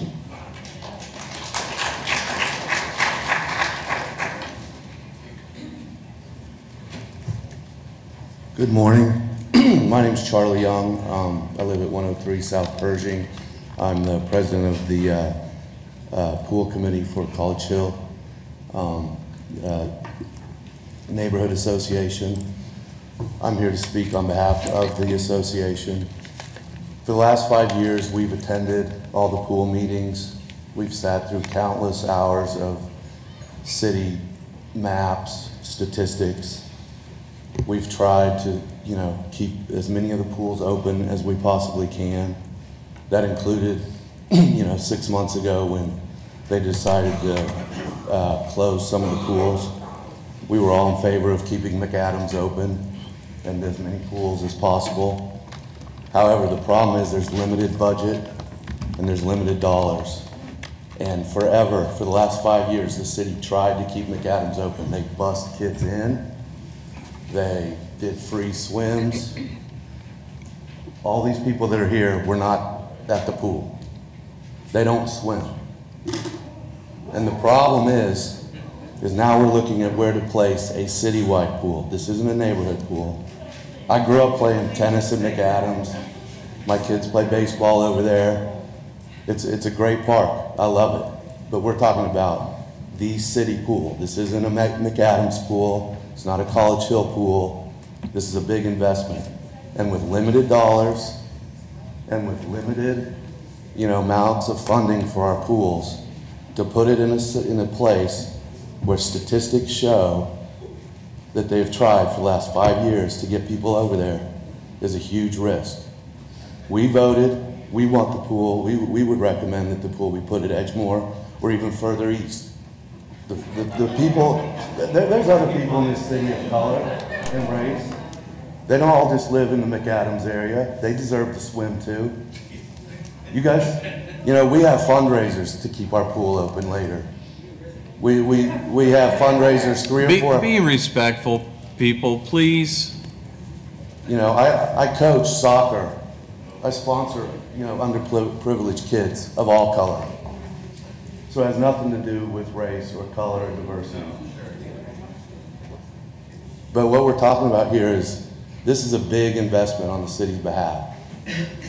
And if we have the money, I'd want a pool at McAdams, I'd want the pools on the west side to stay open, and I'd want pools further east. We've talked about the YMCA helping out.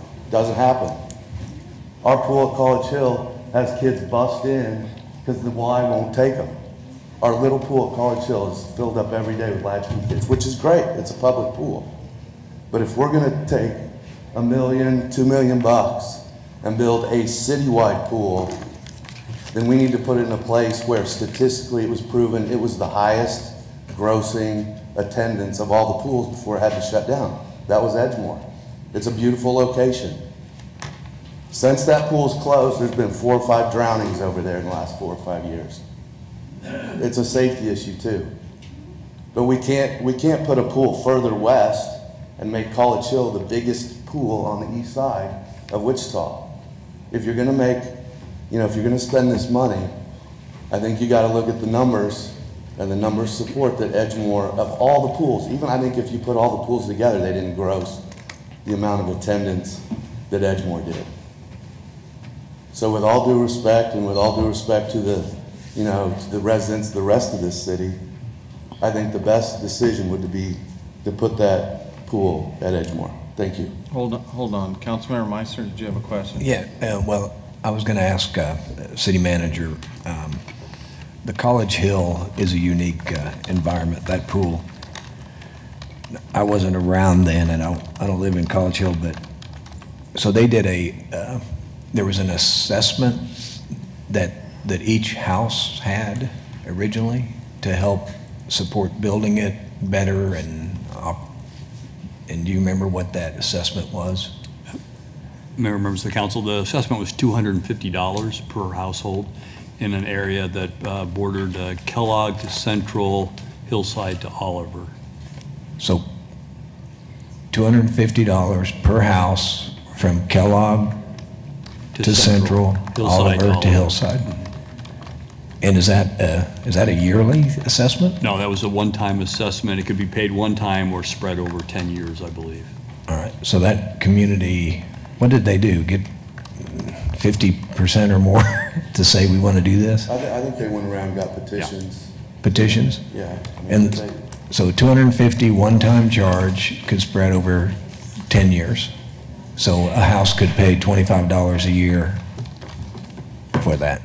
And that did the pool improvement, and then you're doing other private things to extend the hours past. Yeah, and the city's worked with us on that. I mean, we hold fundraisers 3 times a summer.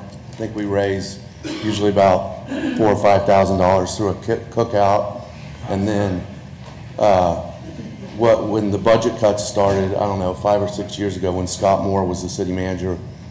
I was a prior city manager, and we knew each other through school. So we said if we could raise so much money, he would help us keep the hours open in the evening, because we knew we all had to help. And since then, and I've done all those cookouts. I've paid for all the food and then donated that. But we're trying our best to keep all the pools open. I'm for all kids swimming. But as the city has said, thank you. There's only limited amounts of funding, and we just think that the best place would be Edgemoor. Yeah, because I think I never knew I knew there was an assessment somewhere, but I didn't know what it was. So even if somebody owned property in College Hill as a rental house, that property had a $250 assessment on it. Yeah, it was the entire assessment district, I think. Right. So whatever that every home, whether if you own it or you rented it, or as a property owner as a rent. Right. So $25 a year for 10 years. Yeah. Okay, thank you very much. Thank you. Next speaker.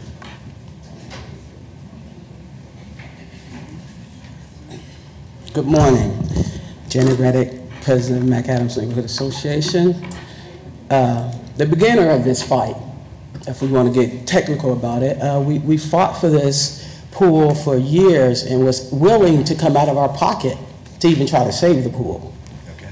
Not just $1,000, but a couple $1,000s to save the pool. That's how bad we want the pool in McAdams.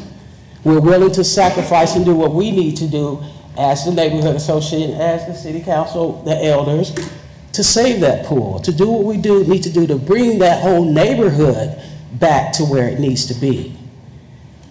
We're willing to do that. We're willing to sacrifice. We're willing to stand up and say, we'll take our responsibility that we need to take as a neighborhood too. Not just you, but us as a neighborhood too. We're willing to do that. We're willing to come out of pocket if that's what it takes to help do. But we need a clean place, somewhere where we can come in and feel comfortable, where the kids can come in and enjoy where they're going. It looks horrible right now. Bathrooms are bad. All around it is bad. The whole facility has went bad, and we just need to bring it back to the way it needs to be, and I believe the people will use it. You will make your money. You will get what you need as the city, and we will have what we need as the community over there in that area. We're willing to help. Thank you.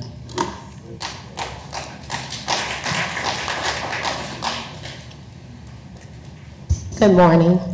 My name is Natalie Tony. I live at 1816 North Doreen, 67206. I don't know if you all have noticed a trend in here. I hear legacy. I hear pride. I'm an emotional person, so I didn't think I'd get emotional about this. I wasn't even going to speak. But on behalf of my grandfather, Mr. Julius McLaurin, who helped to run the McAdams Pool when I was a child, my father helped. I learned how to swim at McAdams Park. Mr. Berry was my swim teacher. I never thought that I would grow to be 32 and my children, who are 5 and 3, wouldn't have that opportunity that I did in such a place that African American people are proud of. I don't know if you guys know or notice, but many times black people can't swim. And it's not because we're afraid of the water, we don't want to get our hair wet. It's because we don't have access. And now you all are taking that access away to many people who need that pool. I work at Jobs for America's Graduates, which is JAG, Kansas. And I'm placed in North High School. And I work with 9th through 12th grade students. And many of them live in the District 1 area as well. And I've brought in Mr. Brandon Johnson to speak to my class, Senator Aletha Faust-Goudeau from the state. I've brought in John Carmichael, and many times, many of you elected officials like to ask, what do you need from me? What do you guys want? My students every single time have said, there's nothing for me to do here. There's nothing in Wichita to do that I enjoy doing. And many of those faces in my classroom are black and brown. And when Mr. Brandon Johnson, I've taken my students to 2 different events. He's come to my class, but we've also gone to a conference where he spoke about this pool. And all the faces, not only on my students, but the other students, they lit up. They lit up because that's something to do. That's something to do in the summer. Many of my students, when they have idle time, there's idle minds, what happens? They get into trouble because there's nothing in their mind fun to do. So when Mr. Brandon Johnson asked, would you want a pool in the McAdams area? Yes, yes, yes. Would you come? Yes, yes. We have nothing to do in the summer. It's hot. We want to go swimming. These are your constituents. They might not be able to vote, but they're still your constituents. They're telling you that they want a pool. These kids out here are telling you that they want this pool in McAdams. You represent those voices, and these youth are the driving force of our economic development here in Wichita. And so I beg of you, these people are here begging. I've only been here since 9:45, but since I've been here, I've heard one person speak up about Edgemore Park. One. And this sea of other people are begging. I've never seen my people beg for anything like this before. They're begging you. So I'm pleading. I don't live in that neighborhood. My students do. I will bring my babies to that neighborhood because that's where I grew up. That's where I learned how to swim. We're telling you we will support this pool. So please, and thank you.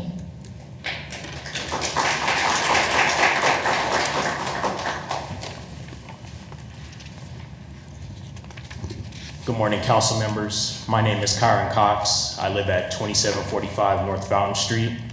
I have been a member of this community my entire life. Even though I am 25 years old, I can tell you right now that as a young adult, I matter. Back then, about 13 years ago, as a young person using the McAdams pool and getting that chance to use the McAdams pool, I felt like I mattered. The young people here today, they matter too.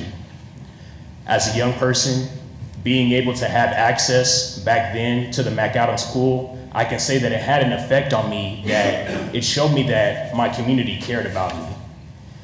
It showed that my community wanted to invest in me. And so I want to ask you today, in the most respectful way, to get past statistics, to get past numbers, to get past money, and to think about the question, and it's a question that I've been asked as a young person, and that I've been encouraged to think about by people within this room and within other people within my own community. What kind of legacy do you want to leave? The McAdams pool, it just isn't a pool. It just isn't some place that people are using. It's a part of a legacy within this community of Wichita. So I want to ask you this question as well. Why close a pool with such a strong legacy within the community of Wichita? Being a young person, back then when I was able to use that pool, I was able to be a part of that legacy in my community of Wichita. And being able to see that my community cared enough about me to invest in that pool so that we can use it, that made me want to stay within my community. That made me want to stay involved within my community. And it came full circle. And so I just want to encourage you to think about that question. What kind of legacy do you want to leave? And I would encourage you to show these young people today that they do matter and that you do care about them. Thank you.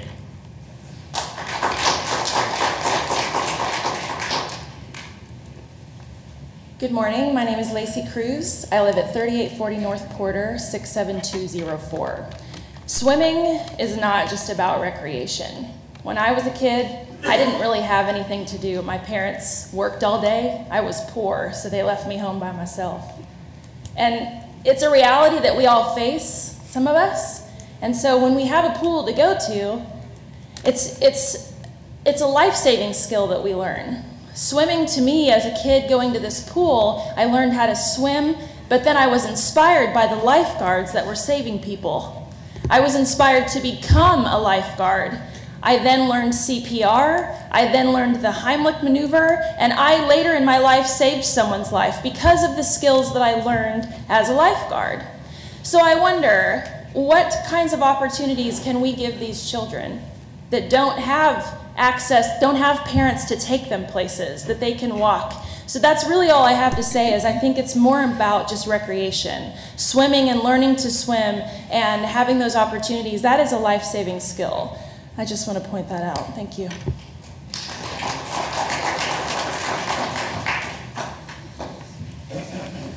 Okay, good morning, City Council members. My name is Armando Minjares. I live in 240 North Route 10. In fact, this is College Hill. And I just want to point out that as a College Hill resident, the gentleman here talking about College Hill does not represent my views. And to continue that point, I just want to make it clear that College Hill and College Hill Pool is supported because College Hill is mostly populated by white and very affluent people. Okay, now that I got that out of the way, let's talk about McAdams neighborhood. What you have in front of you today and everything that you've heard about legacy. And this is really about the legacy of systemic policies and actions against people of color in Wichita. We haven't addressed the facts that the many places that have continued being closed in Northeast Wichita is a direct result of systemic racism that was established decades ago. What you're dealing with today is to change the legacy. What you have today is an opportunity to turn some wrongs into rights. Whatever decision you make today, all the children and the youth that have spoken, they will take that with them. They will bring that home and they will remember.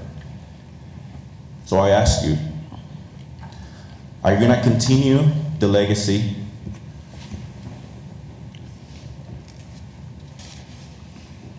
of systemic racism, of redlining in Northeast Wichita, of divestment, of lack of access to equity, to loans, that you can build some sort of equity to transfer to your family?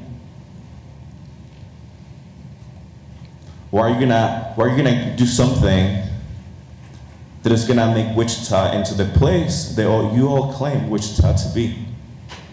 I saw a lot of you yesterday at the Chung Report. And the information that was shared was one in which Wichita is not investing in its community. That is not new for Northeast Wichita. That is not new for the North End. We've known that, right?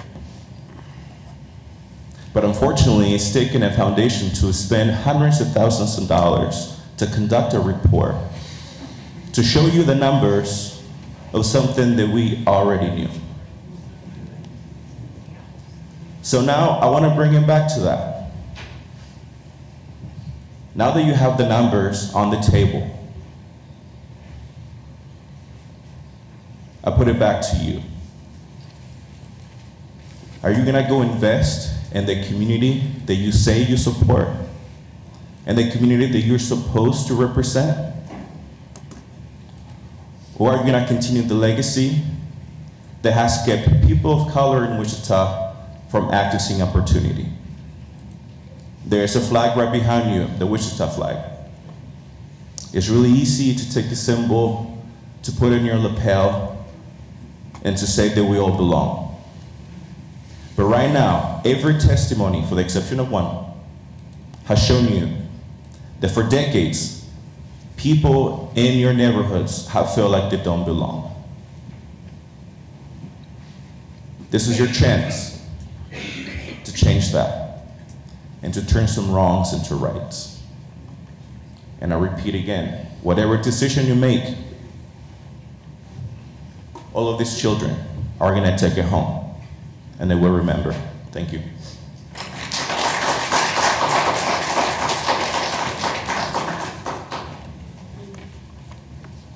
Good morning. My name is Candace Reed. Address is 1602 East Catalina, 67216. Can you hear me?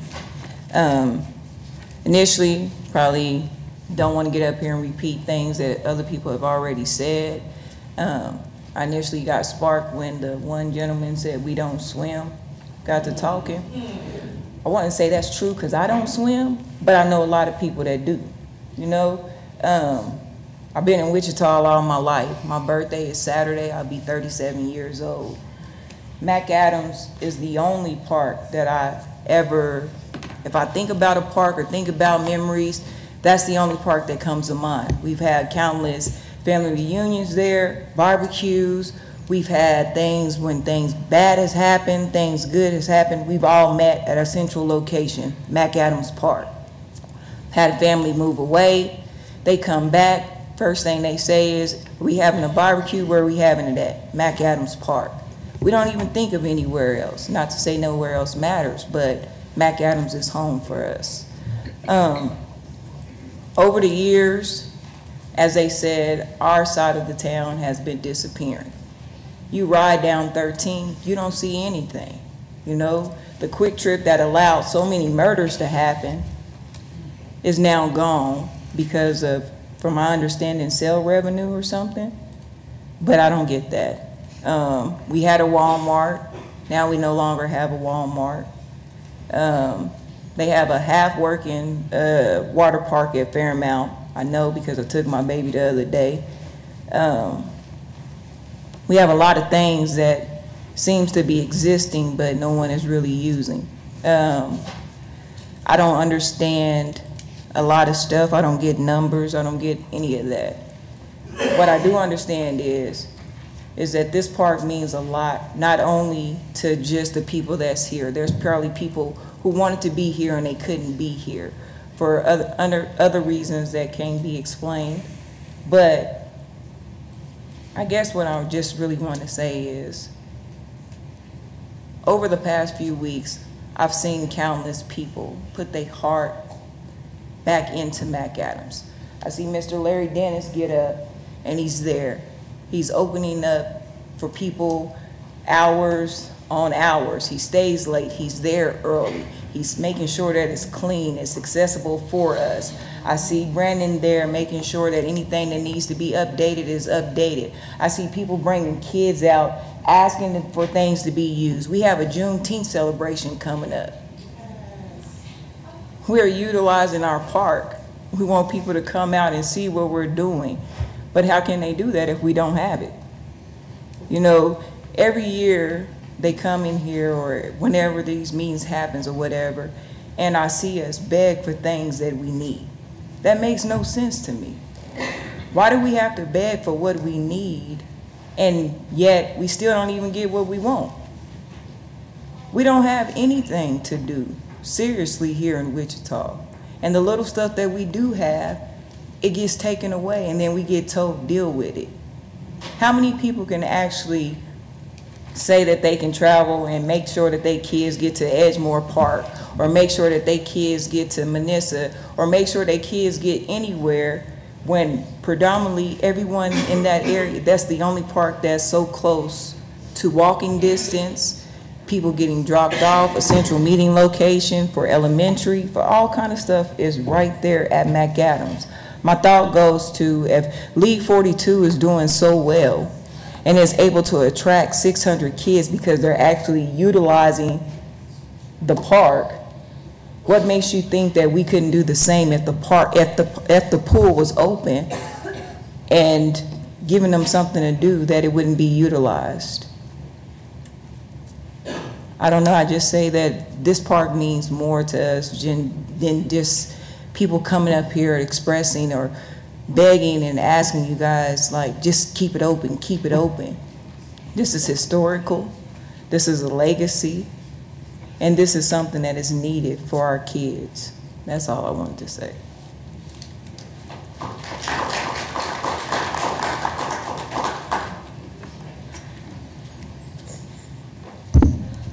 My name is Malachi Carter, and I live in 5 Soul Bravo. And can we please get these 7 votes so we can go home?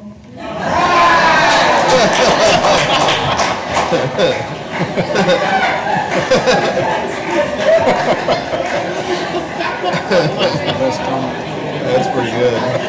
Best speaker of the day right there.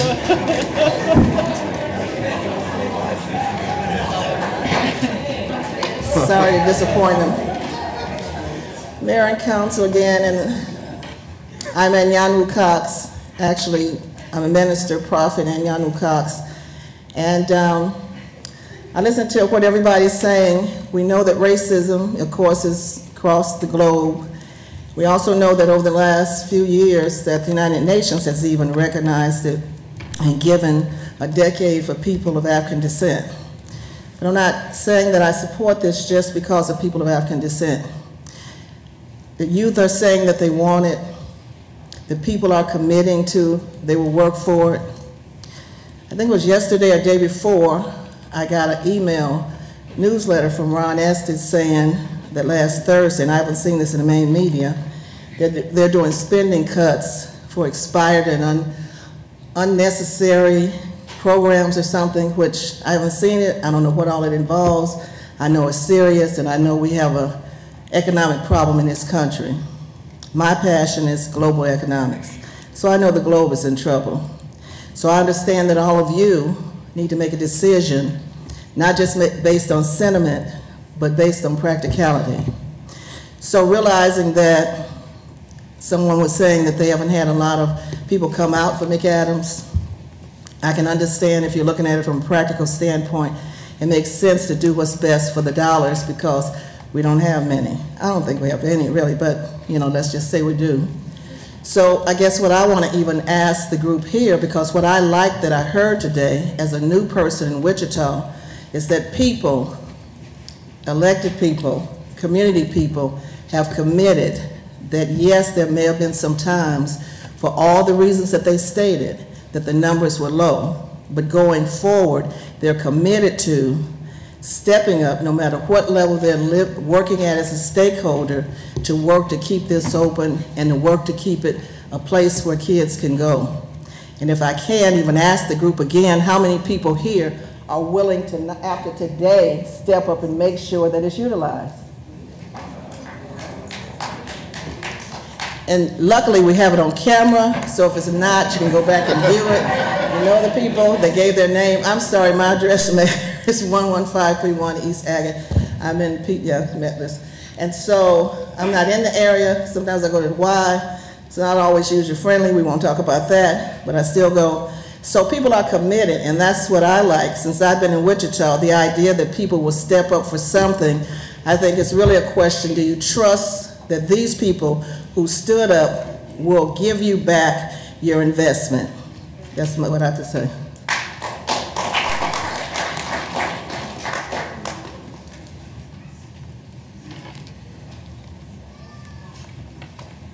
Good morning, Mayor Longwell and council members. My name is Veronica Fair. I live at 11029 East Mount Vernon Court here in Wichita, 67207. I moved to Wichita in 2011, and I had family here on both sides, and this is where I decided to retire. I met some really great people, and I was able to volunteer at an organization called Speak Out Kansas, which gave me a great opportunity to serve and be a part of a community that I grew up in, similar to the community that I grew up in. We were very poor. The only thing we did have, but that one of the pluses about that community that I grew up in was that it was a community where the village still existed that helped raise the kids. And so often that left all communities. Excuse me, I'm a little nervous, so bear with me. And I'm long-winded, so I hope I don't go over the time. But this is what I want to say is when I was sitting here, I looked through, there's more people here when I got here, and all ethnicities in that community was represented, and that was a beautiful thing to me. Everyone necessarily didn't get up and speak, but all ethnicities were represented. Also, you have been appealed to from so many different avenues. Number one, the kids, they are the most important. This is what this is all about.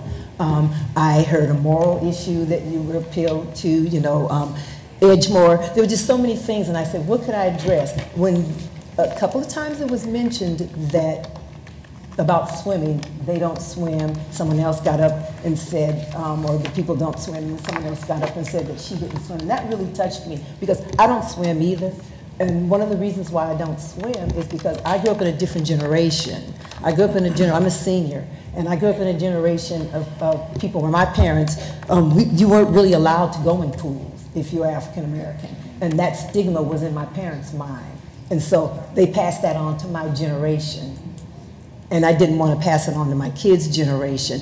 That stigma still exists in the African American community, and I don't know how many out there can bear witness to that.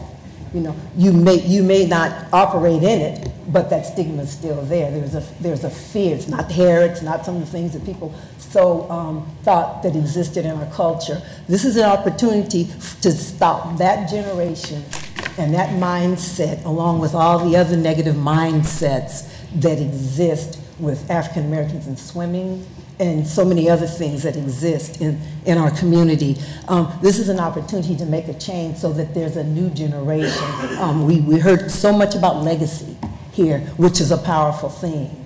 But when there's mindsets and issues, and I also heard addressed about violence in the community. Well, in my community, there were teen centers, there were parks, there were places that we could go to have fun. We had opportunities through teen centers and teen posts, and it was government funded. Everyone heard of Prop 13. It don't exist anymore, and nothing similar. But I would have never had the opportunity to go to the mountains, to see snow, to go to a zoo, had those things not existed back then. We know that can't come back, but there's ways to generate that if you have something to work with. Give these kids an opportunity to have something to work with their parents. A lot of single parents. I was a single mom. There's a lot of single moms in that community that don't have opportunities, or they work all the time. They're not able to get their kids where they need to go to have and do the things that they would like to see their kids do. But reestablishing McAdams Park and giving it something, giving that community something that they can begin with. There's a lot of bad history related to that community. I know that I grew up in the community, and they were overlooked because of that, because of fear that it would resurface, you know, because of just negative information passed down in our local cities. I was a government employee. I worked closely with city council, and so I know what exists. And negative, I've seen the police department come in that community and try to get to know that community. And that's a great thing, but it just needs more. It just needs more. And I think this is a good opportunity to get past dollars, to get past stigmas or mindsets or things that fear, lack of faith in this community, growing again or being vibrant again, you know, get past all those things and begin to give a fresh start. And I ask this for this community and for all the communities that surround. Thank you for your time.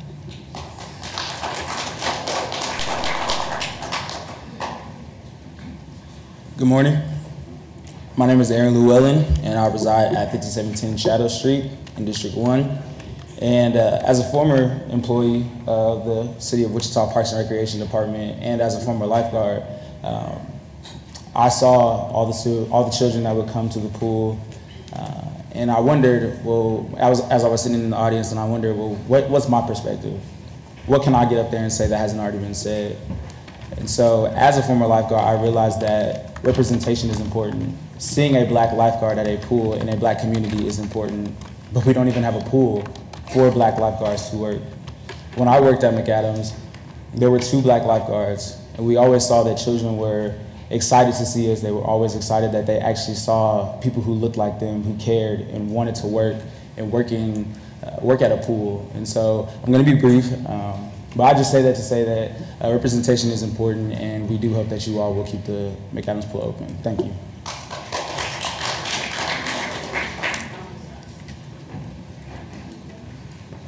Good morning, my name is Joe Bogan, and I live at 1802 North Farmstead. I grew up in Wichita and moved away as a child and came back as an adult. I have sit here and listened to all of the comments and everything, and I think that one of the most important things that we need to realize is that we are taxpayers, and we contribute to the city, and we elect officials to represent us disproportionately. And I feel like that every community should have a pool. And so, as a child growing up, I am one of those kids that used to get beat because I always got home late from being at McAdams Pool. We would be at McAdams Pool from the time it opened until it closed, risking being put on punishment, risking getting in trouble, risking all kinds of things because it was so enjoyable. So this notion that black people don't swim is totally untrue. Black people swim, okay? I learned how to swim at Fairmont, I swam at McAdams, I swam in school. Black people do swim. And I just think that the basic issue is that we are citizens of this city. And when you see your community erode away, and you have landmarks and you have places that is near and dear to your heart that's no longer there, and it's just empty spots, then people will be passionate and people will be emotional about what they are witnessing. And in my lifetime, I have witnessed a black business district that is no longer there. I have all kinds of memories I could stand here and share, and I'm sure there's people here that could stand here and share it with me. But in terms of being a taxpayer, in terms of being not poor, I have had the opportunity to work and make decent money. And so I think that we do have the wherewithal, that we know where we would like to put our dollars behind, where we would like to support. And it's not always a matter of being low economic or single parents or anything of that nature. I was a single parent, and my children participated in everything that my dollars could afford, and my dollars could afford a lot. And so I do feel like that in the wake of all of this is that we have aspirations, we have emotions and dreams and desires and memories and legacies and all of that. But at the bottom of that, we are tax-paying citizens. And all these communities deserve to have somewhere for their children to go to. And we charge you to manage the money that you collect from us. And so our voices are vital, and our voices does deserve to be heard. Thank you.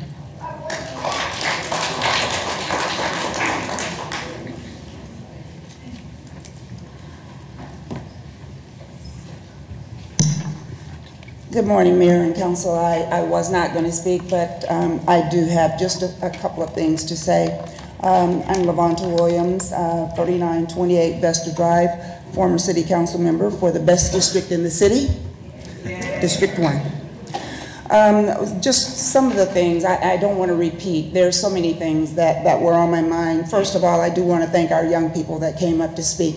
It takes a lot of courage and it takes a lot of initiative to prepare what they have to say and then to come and make that presentation. So thank you to the young people that are here. I want to also thank all of the other people that are here, and it's a very diverse crowd that is here saying, leave McAdams where it is and improve the swimming area there.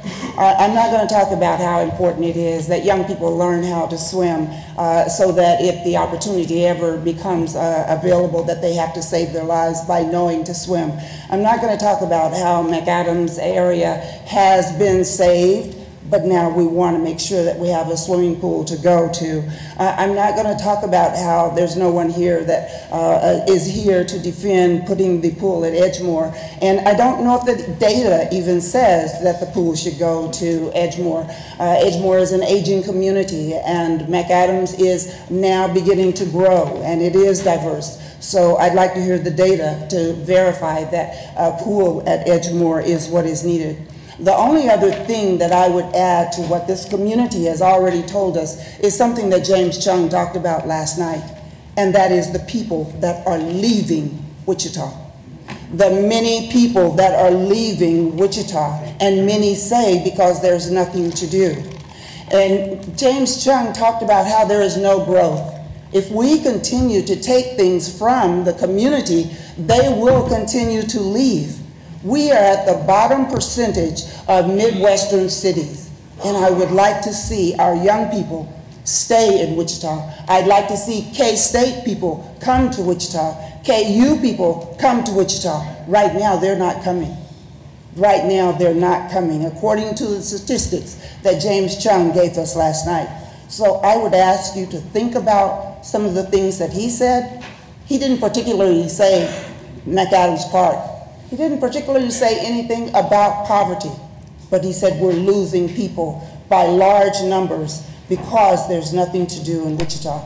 We have the opportunity to help a neighborhood learn how to swim, to help a neighborhood have a water feature that's going to bring others into the community, not just to learn how to swim, but water features that will bring others into the community, because we need to learn how to work as a community. That's why the National League of Cities is here, talking about race, talking about equity, and talking about inclusion. So I ask that we definitely think about what our decision is today. Think about all of these young people that will have to ask you, what did that mean? Did we win or did we lose? Thank you.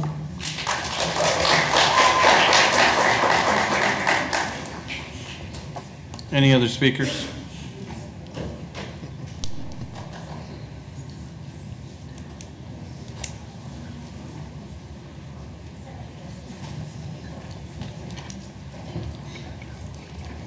Hello, Mayor and Councilman. My name is Jenny Stacker, and I live at 1537 North Hill Boulevard, 67208, trying to establish Ruby's Art District in 67214. We have been on a long journey. I'm a retired high school art teacher and high school counselor. I've lived in Italy, worked in White Plains, New York, retired from Overland Park, Kansas. So I've seen a wide gamut of students in schools. This question is, how do we help motivate students in the summers when there's nothing to do. And I say, we support the McAdams Pool, and please stop the cultural desert.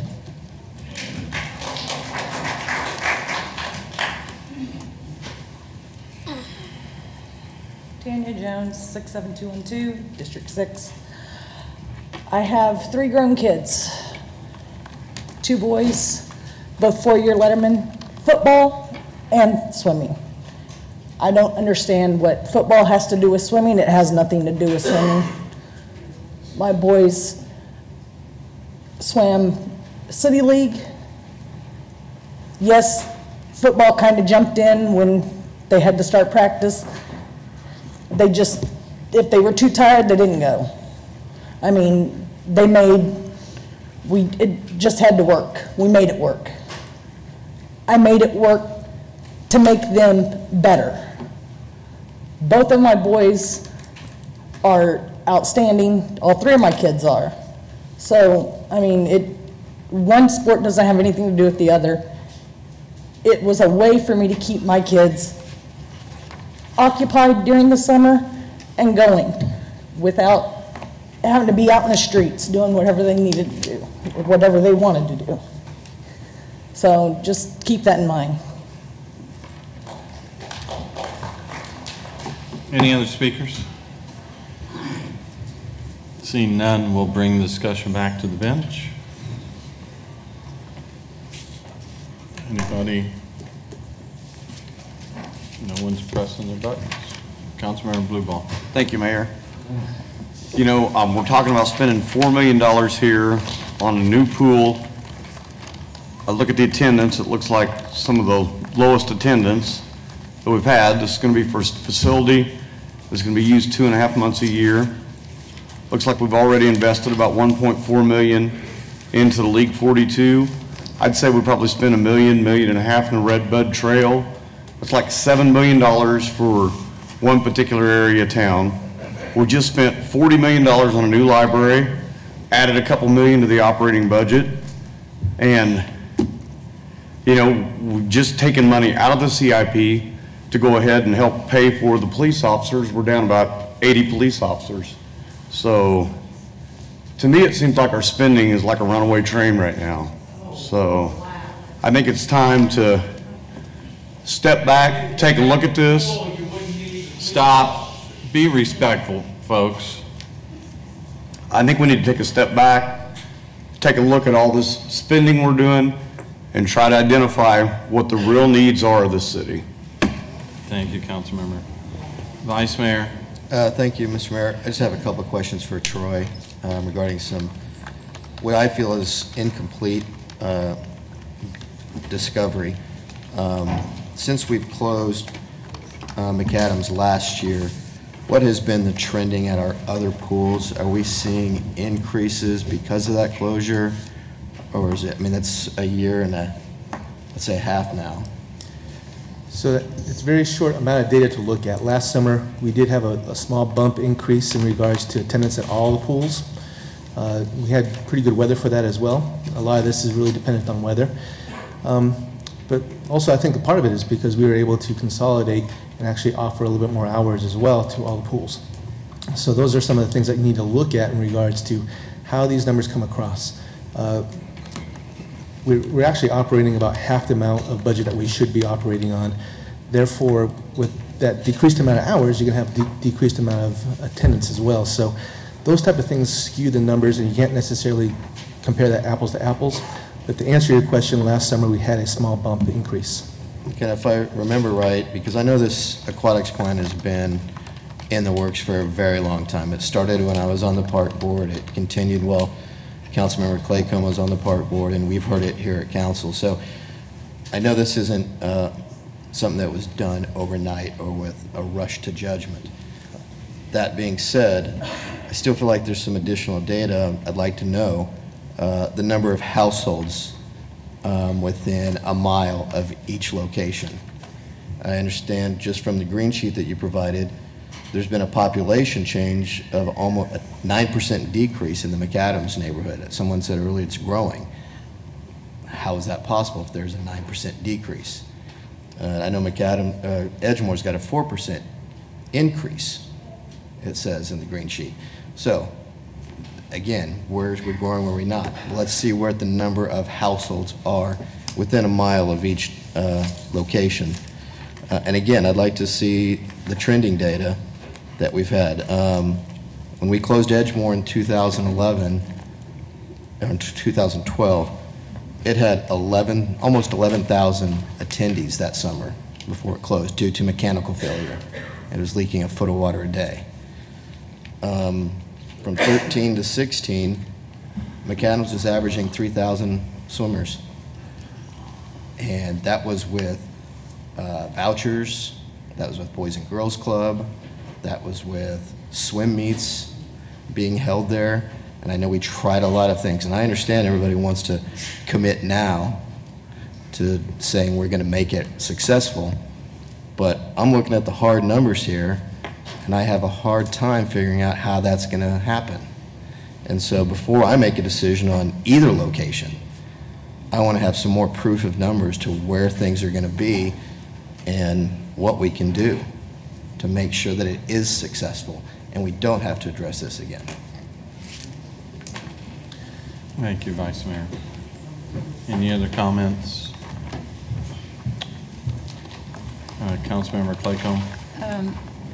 Along with Vice Mayor Fry's request for information, I think Troy, I saw in the aquatics master plan, we have a list of numbers of other pools, you know, and I thought we had a map at one time that mapped where those are. Other pools other than city pools, yes, right? We do have a very detailed map and very detailed list of other providers of aquatic activities. Yes. So I think that would be a good thing. I didn't find it in the aquatics master plan. Maybe I'm not looking in the right place, but I think that would be a good thing to provide for all of us. And then is there a way for us to know what the Y memberships are in those neighborhoods?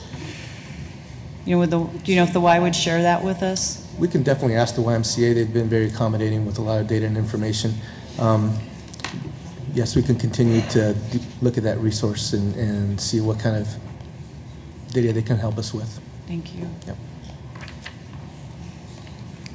Any other questions, Councilmember Claycomb? No, I'm good for now. Sorry, thanks. Just thinking. Before I call on Pete, just a little bit of history. Vice Mayor mentioned that this aquatics plan is something that's been discussed and evaluated. The park board did a full evaluation. What was the vote from the park board on this issue? Because I know in the green sheet we don't have a recommendation from staff of where to put this pool yet.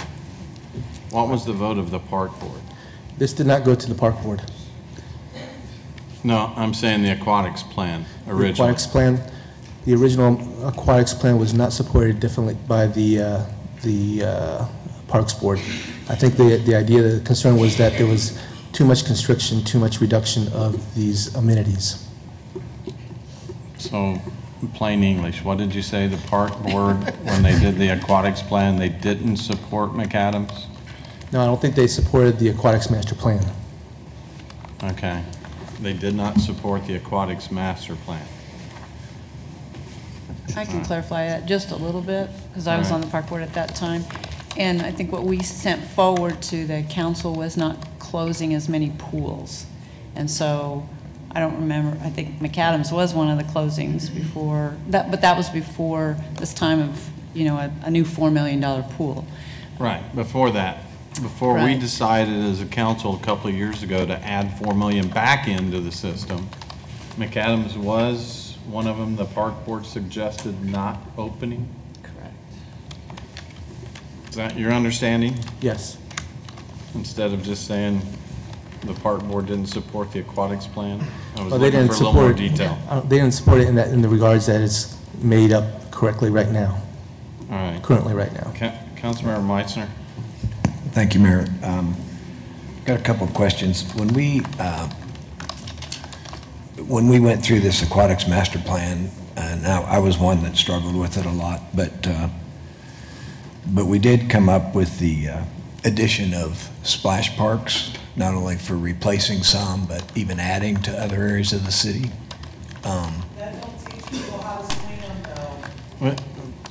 Please, again, be respectful. Ty, please. My recollection was, because I don't have it up in front, was McAdams one that was going to get a splash park right away? Yes, that's correct. 2019. Is there a way that splash park could still go there and still have a placeholder area for a pool in the future?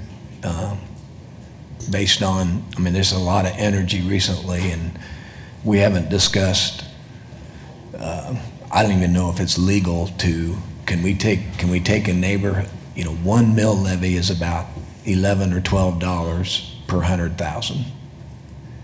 So can we take a part of a city and say we'll do a 1 mill levy tax increase for $12 for 20 years, or does that have to be, I think there's some unanswered questions. That's one option. So you can do a benefit district, but I don't know how that, correct? We'd have to do some research on whether you can do a benefit district like this, but it would probably be similar to what you did at College Hill. There'd have to be a petition, have to be over 50% of the affected residents would have to approve it. But again, we have to do research on that. Well, and to answer your first question in regards to design of a aquatic area, could we do a splash pad first and then come in later on with a swimming pool? Yes, that can happen, but you do lose value and leverage of those dollars when you come back and make some changes to that location. But it could happen.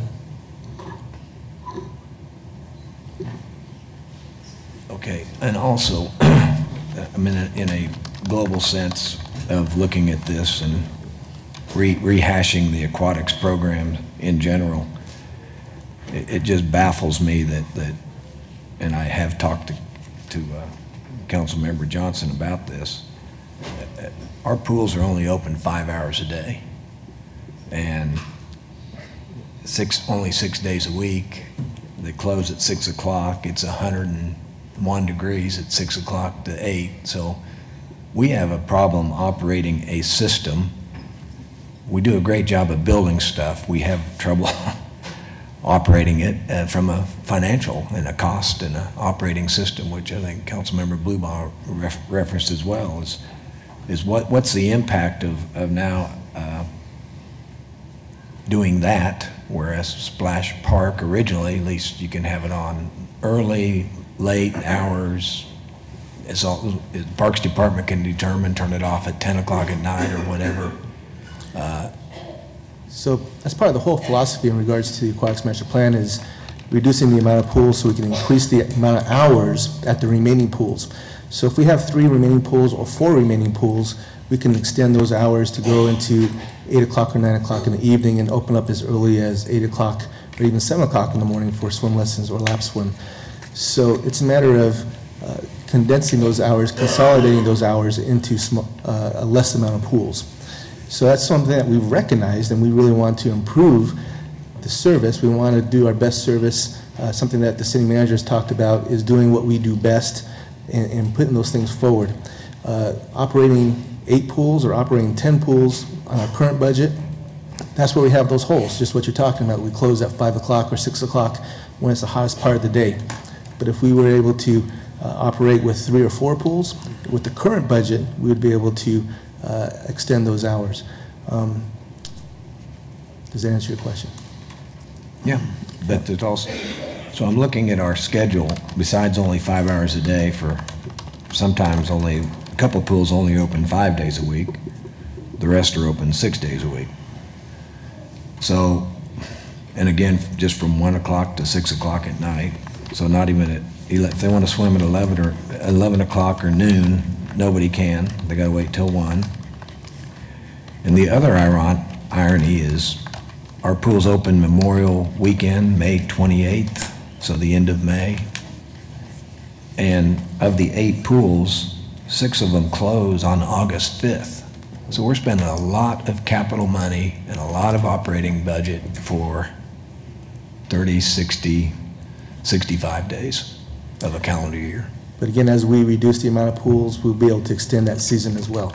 This is all based on hours of operation that the budget can sustain for labor costs. So as we reduce the amount of pools, we can actually increase those hours, not just in regards to the length of the season, but also the length of the day as well. So we would anticipate that once we have 3 or 4 pools, we would be able to operate from Memorial Day all the way to Labor Day. We would be able to operate extended hours throughout the day. We'd be able to stay open 7 days a week instead of 5 days a week. Okay, well, that makes sense. Could we consider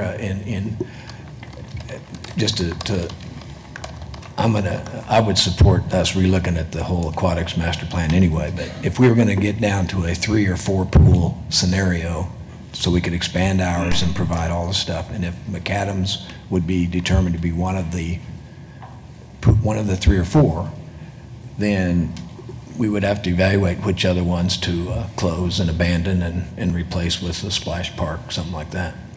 That's already been determined in the aquatics master plan. Right. There's already a schedule for closures of those pools and with the replacement of splash pads. That's already been scheduled out in the aquatics master plan. But the aquatics master plan, as we redid it, or we last talked about it, didn't have a full pool at McAdams. That's correct. Correct? Yeah. Okay. It's scheduled to have a splash pad. Right. So we could take another, if we added McAdams to the pool world, then one of the other ones that was targeted to stay open or improved then would close in the rest of the city.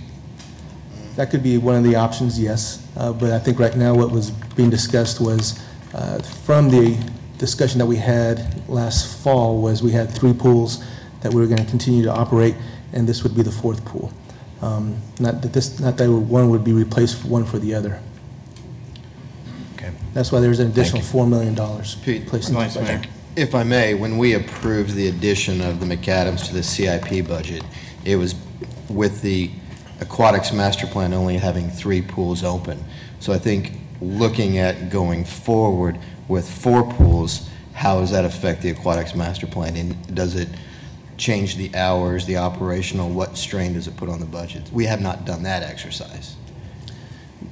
Primarily, we have, and we know that we was could, shared with us, though. But we can definitely support, I think, 4 swimming pools within the budget that we have right now.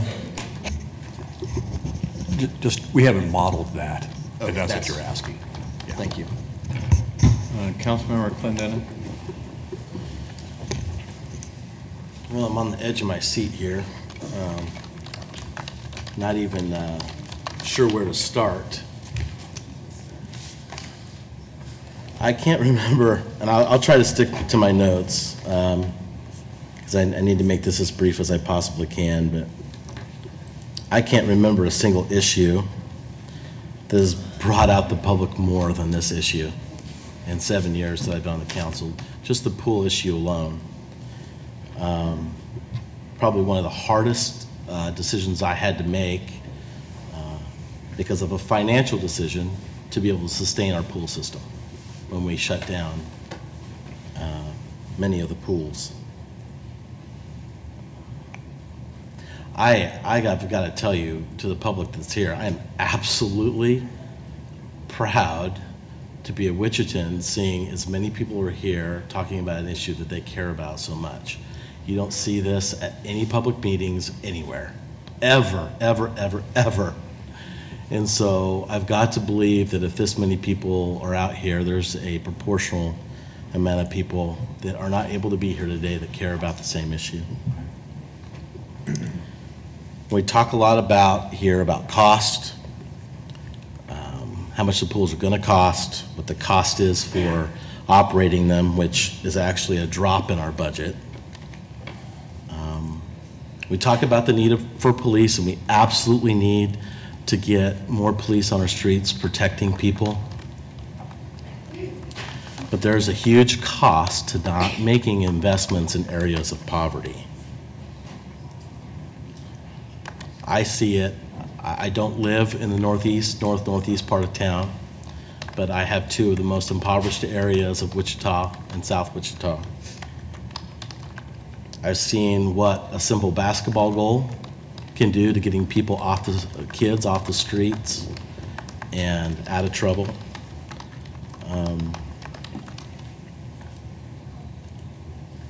There are reasons for decreases in older areas of town of population. I don't know what population numbers are right, but we know every time that we draw census lines that districts 1 and 3 and district 6 are shrinking.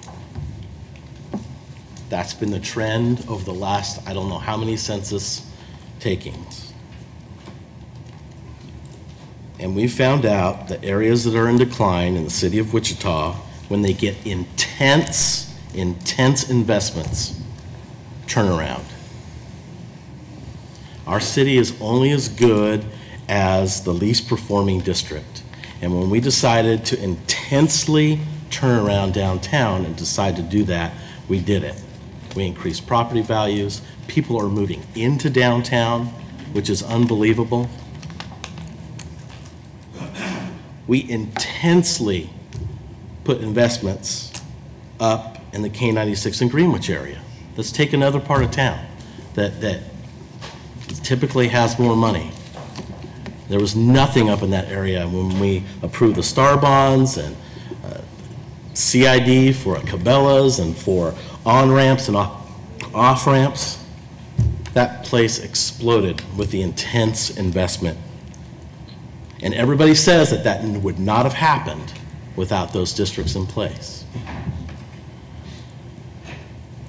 We're talking about a pool. We're not even talking about intensely investing. Okay, so we did 13th Street, we're doing 9th Street, where we've helped with with League 42, we've done a Redbud Trail. That's great. I mean, I think those are wonderful things, and I think everybody here has thanked us for that. But to say that we're not going to, after the community especially has been here, and as much as I've heard, even from my own district, and you've got to understand, my district doesn't even have a swimming pool. And my district is even saying, God, you got to give those McAdams people a swimming pool. Every neighborhood meeting I went to when this issue was on the forefront. So after hearing everything that I've heard today from the community, what I've heard before and what I've heard from my community, I don't know how we cannot decide to put the pool at McAdams.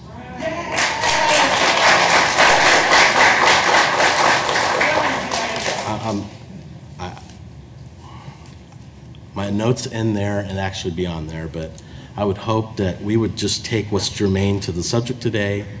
We can talk about funding things later. We've made a commitment already to put a pool at McAdams Park or at where the other one is. I'm a little worked up. Edgemore. And put the pool at McAdams Park and let the community do what they say they're going to do.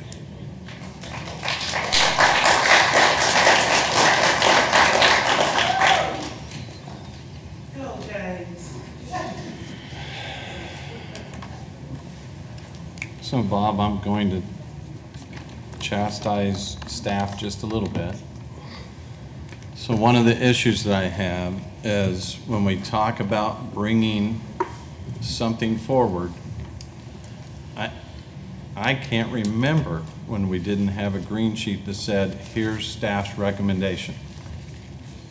We know there's a tremendous lack of information that you've heard up here from other folks.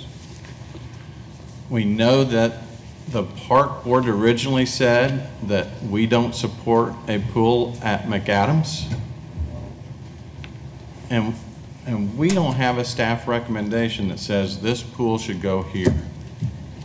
So I'm not ready to support yet. We're in worse financial shape today than we were 2 years ago for a multitude of reasons. So I'm not ready to support until I get a better analysis and I have staff that is saying this is the perfect place to put it.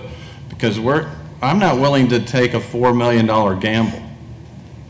So I think there's a lot of things that we need to sort out. Could we do a benefit district? Can we get support from the neighborhood? I think there's a lot of things that we can do to look at better support and a recommendation from staff before I'm ready to support this moving forward. I totally agree with James. We've got to figure out how to invest in communities to help them come back. That's why I worked my tail off to make sure we had more money to start League 42. I think that there's a good argument to be made that we ought to put some money in the rec center at McAdams. Would we have more value out of that? Would we have more value out of that than a $4 million pool? So one of the things that we need to talk about is what will be the impact of a splash pad there, and what can we do in terms of potentially looking at a benefit district. And let's get staff to bring back some more information and a recommendation that will help us move this issue forward. But I totally agree with investing in communities. We have to invest. We're doing that in a number of different ways. We're doing that with Dunbar. We're doing that with a number of different investments into the community. We will continue to do that, but I need staff to bring back better information, and let's figure out what's the best plan going forward. Councilmember Claycomb. Thank you, Mayor. I'd like to follow up on what you're saying, because I think there's some things that I'd like to know. We heard a lot today about what the community is willing to do to keep this open and to help make commitments. So if we could work a little bit more with that community to quantify what that means, because I think it is easy to say we'll commit to something when we don't know exactly what that is.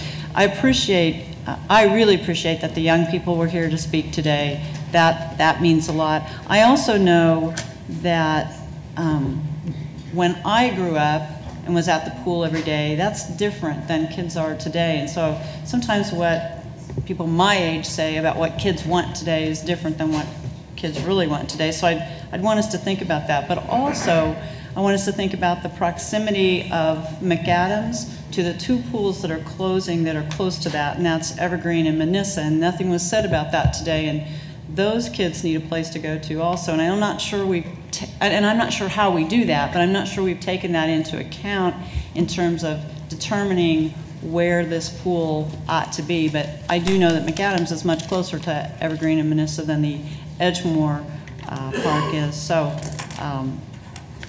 I also know that I think that no matter where we put a $4 million pool, the first year, everybody's going to be excited and it'll be full. But I want us to think about that second and third and fourth and fifth year.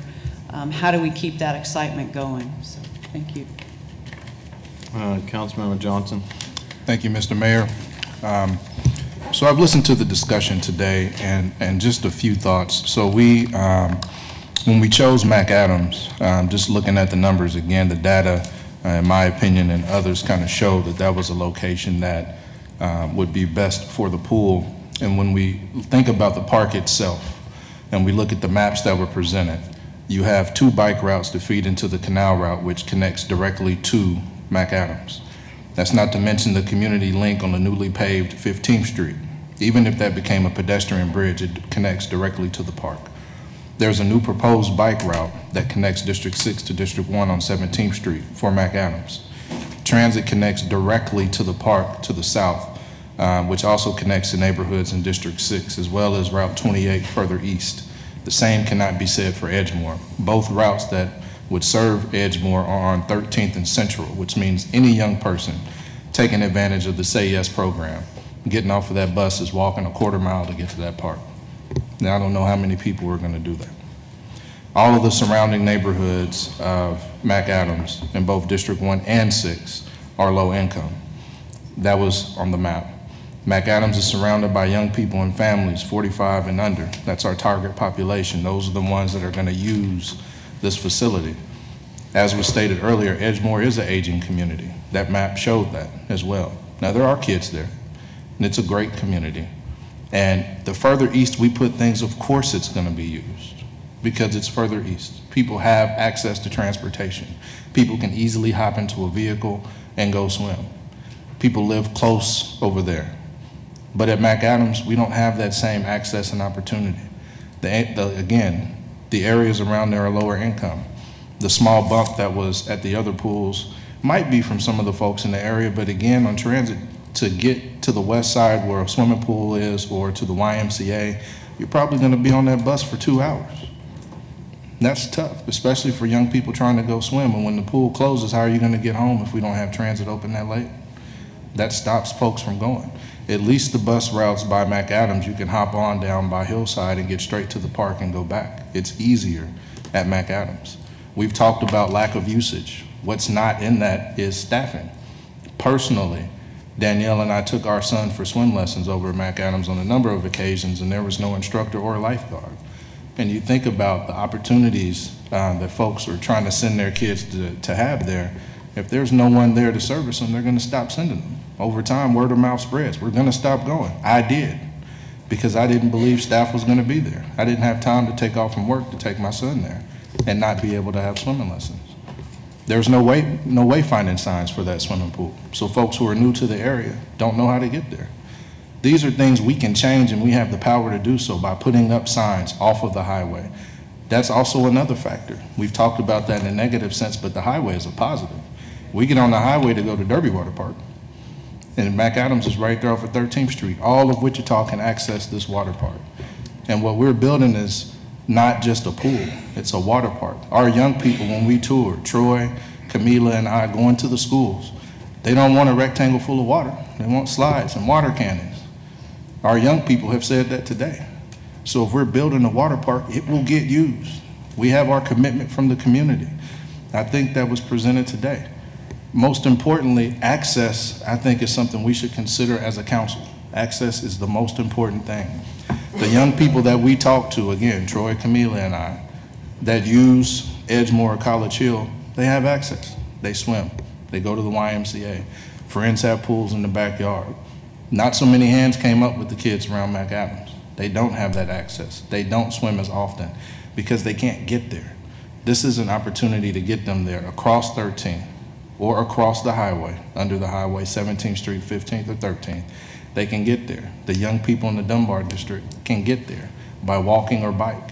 They don't have access to the YMCA.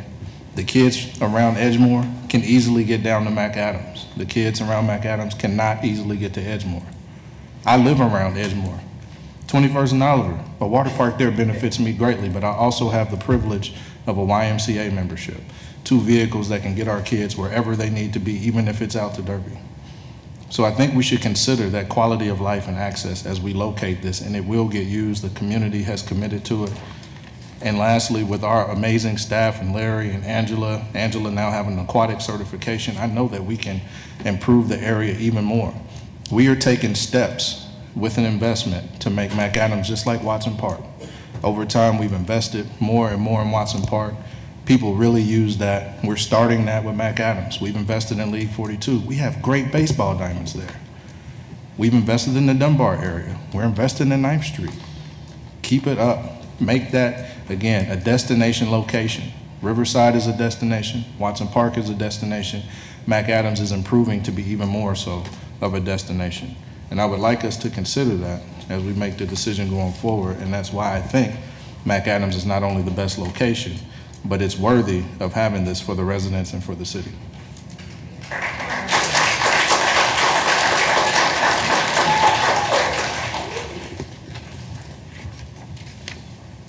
So I would like to see us defer this until we get some of those questions answered, and staff has a long list of things to work on. And then we'll bring it back when we get more information. Councilmember Clayton, can I get a little bit more background on the YMCA information? She wants the data. Yeah, just where those, what the YMCA memberships look like around those neighborhoods. You know, the number of households that have YMCA memberships. So they probably have that by zip code? Yeah. Okay. Thank you. So also there's a number of things, Troy. We need to know, based on potential investment, and we're talking about potentially keeping 4 pools open now, what are going to be those hours of operations? Let's not just say we'll extend them. Give us something a little bit more finite so we understand exactly what the hours of operations are going to be. Definitely. And not just the hours of the day, but the length of the pool season. While we're at it, I don't know if we can access data that signifies drop-offs. I know we can do bus routes traffic for both Edgemore and McAdams, but can we drill down and see how many drop-offs or pickups at those locations also? Do we know if we have that data? You asking about for bus drop-offs? Yeah, okay. Passenger drop-off and so forth. Certainly, I know we can figure out passenger counts, but I'm just curious also, whatever data we can have along the bus routes. And then in regards to households within a 1 mile area or radius. Right, but I think Councilmember Claycomb also brought up a good point as it relates to, I think the aquatic shows Evergreen closes in 20. So I think we have to factor that into consideration as well. So maybe a number of households in the Evergreen district as well. Okay. So what we did was we accessed information by zip code. I'm sure there's something that we could find in regards to mile radius of those locations. We did put together a map in regards to locations of each one of the pools across the whole city and what would be the impact of one staying open opposed to another one. So we can also bring that information as well. Councilmember Clendenin. I'm sure this will not have an impact, but I just have to respectfully disagree that deferring this is going to change the McAdams neighborhood's opinion on where they think that they need the pool. So we get that. Yeah. I totally get that, James.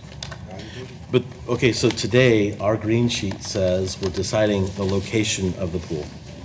So, our green sheet says we're deciding the location of a pool with no recommendation from staff. We don't know if we can do a benefit district. We don't. Would you please show some respect, folks? We let you have a chance to talk. The discussion is here at the bench. How difficult is that for you to understand? So there's multiple issues, Councilmember Clendenin, that we need to figure out that can help us quantify both the commitment of benefit district. So we've said before, the park board said before, close McAdams. We get that. We're ignoring right now the park board's recommendation to close McAdams for the moment. We're ignoring the park board. I get that. We don't always ignore all of these advisory boards. But right now, we're ignoring that so that we can fully understand. We said build a splash pad at McAdams. I still think a splash pad works at McAdams. Do we build a splash pad and a pool? Part of that's going to be dependent on getting some of these other answers. But absolutely, the McAdams community is going to say, we want it at McAdams. Nothing's going to change their mind. I kind of get the obvious. I appreciate you getting the obvious, but what I'm trying to say is that regardless of the location of the pool, we can decide a location for the pool and then decide how it's paid for. If there's going to be a benefit district, if there's going to be, we have so much data. We've beat this horse until it's dead for I don't know how many years. And all I'm saying respectfully is that we just need to decide today for the community where the pool's going to go. So if you want to make that motion, Mr. Clendenin, you're welcome to do that. I am not going to do that over the council member from that district. Thank you, Mr. Mayor. I too would respectfully disagree. I think that we can make our decision today on the location. This other data is something I think we can work into planning out how these 4 pools work. That commitment was made last year, and I think that today we solidify the location and we can look at those hours of operation, which I agree with Councilmember Meitzner. Those should be extended. I looked at the Derby Water Park, they stay open much later. Even after 5, you can get in for $5. So I think there's ways we can work on that. But today I do agree that we should solidify the location. And I would move that we locate the pool at McAdams Park. We have a motion? Second. And a second. Councilmember Blueball. Mayor, I'd like to make a substitute motion. I'd like to make a substitute motion to take the $4 million and return it back to the CIP.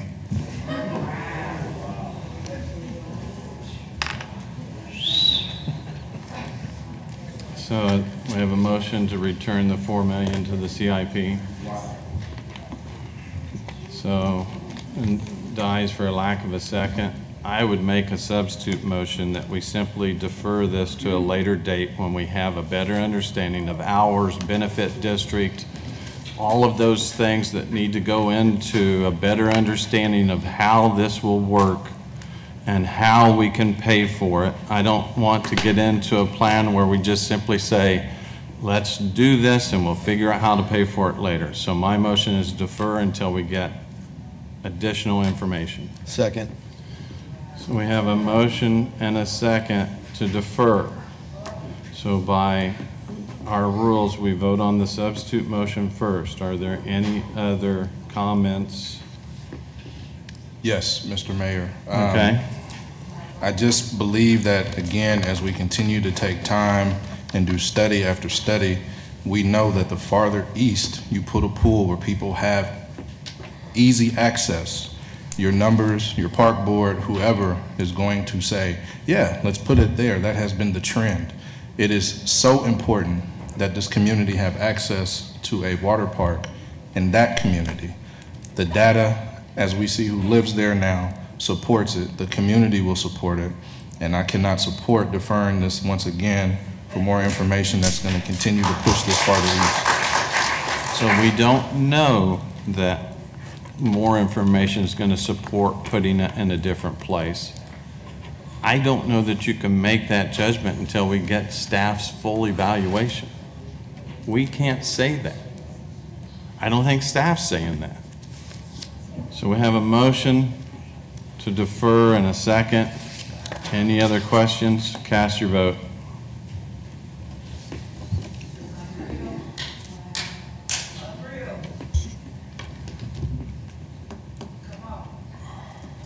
And motion fails 3-4. So now, Councilmember Blueball, did you have another comment? No. I'm sorry. So now we have the original motion to go ahead and decide to put the pool at McAdams Park today, and then we'll figure out all of the details later. Cast your vote.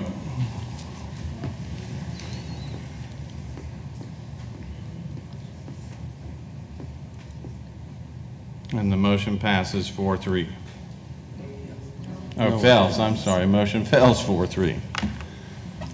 So, we don't want to defer it, and we don't want to put it at McAdams.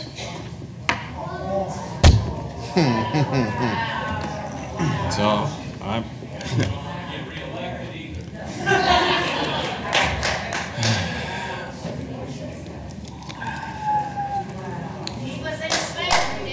So, I don't know a direction at this point. Councilmember Claycomb? That's what I was going to ask, Mr. Mayor. Could we make a motion to defer it again? Or have we already voted on that? So we already voted on I know, that. but can we make a? So reconsider? The motion would need to be a different motion. You've already voted today under the city's parliamentary rules. That motion to defer has already been made and voted down. A second motion could be to postpone indefinitely, to reconsider, or something other than defer. Okay. Yeah, how about if we reconsider based on financial considerations? Yep. So that's probably, well, we'll ask our attorney. So I would move that we postpone until we have a better understanding of different financial considerations that include potentially a benefit district. I think that would be acceptable under the parliamentary rules. All right. Second. We have a motion and a second. Any other discussion? Cast your vote. Will you repeat the motion, please? A motion to postpone indefinitely until we have more financial consideration that will include a potential benefit district. To clarify, as a potential means to pay for, the capital. For a specific location? For McAdams. Is that part of the motion for McAdams Yeah, specifically? so it depends on how big the benefit district can be. And so there's still a lot of question marks, but obviously the goal would potentially be to add, so I think we want to put a splash pad at McAdams. Right. Now, do we do a splash pad and a pool? To do both, I think we need to look at, can we raise revenue in some other format to help offset that? So we have a motion and a second. Cast your vote.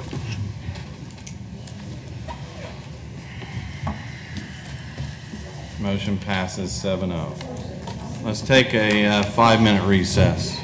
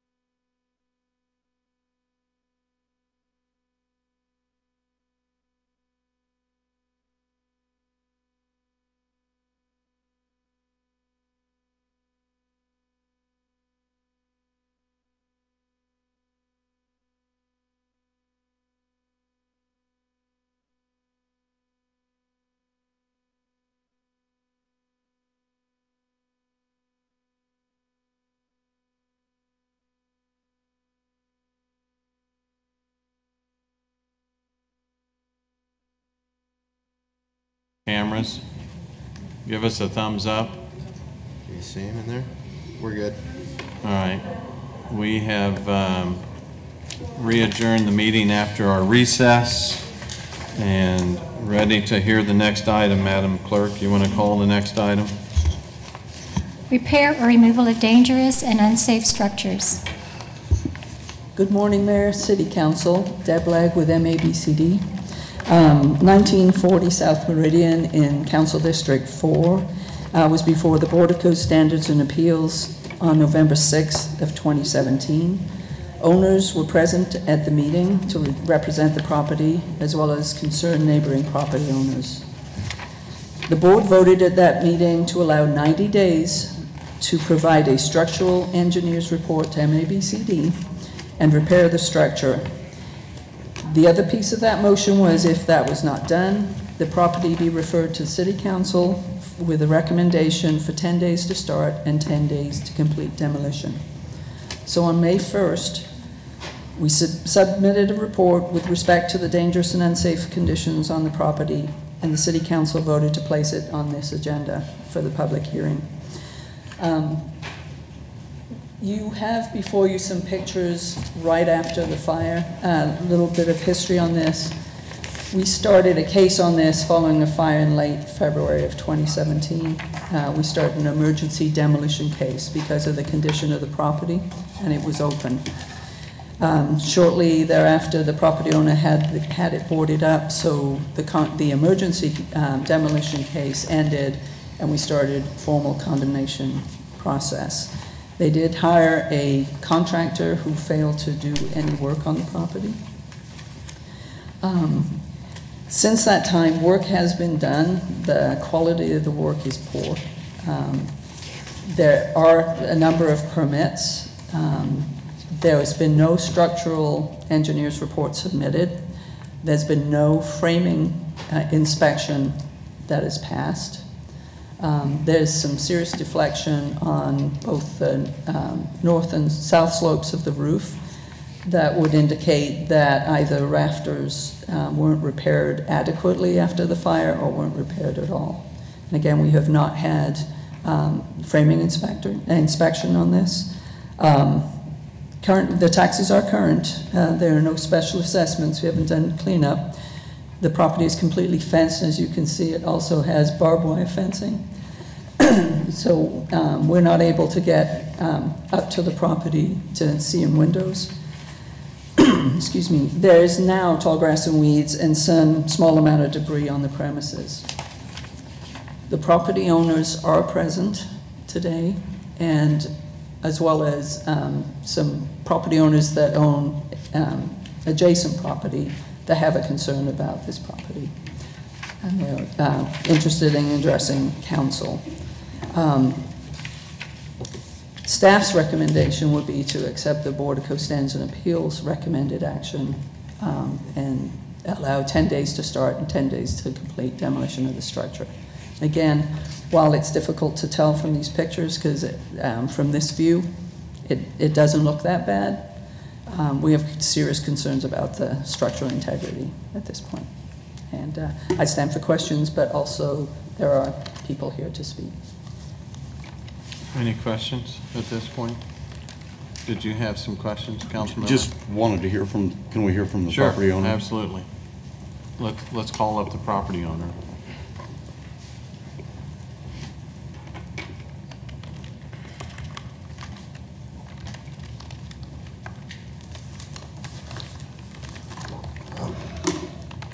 I'm James Farrelly. One of the property owners. I really don't need a mic. I've been in the Army 30 years, so I've never had a mic out in the field, and I really don't need one now. As far as where we are, I completely disagree with the information given, 100%. We have had the electrical inspection, and that passed. We had the heating and air inspection, and that passed. I did call for the roofing inspection, and I assumed that it passed. I didn't hear anything from the gentleman that inspected that was contrary to that. Now, what we have not done is that the plumbing inspection, right now the inspection is pending, and we can't do the sheetrock until the plumbing is done. There's been an awful lot of work done to this house. There is a new roof on there, and it's been freshly painted. The burnt wood that was inside has long been removed, and there was a framing inspection. To my knowledge, that was passed. At least that's what the gentleman told me that did the inspection, and he was standing as close to me as this gentleman is right here. So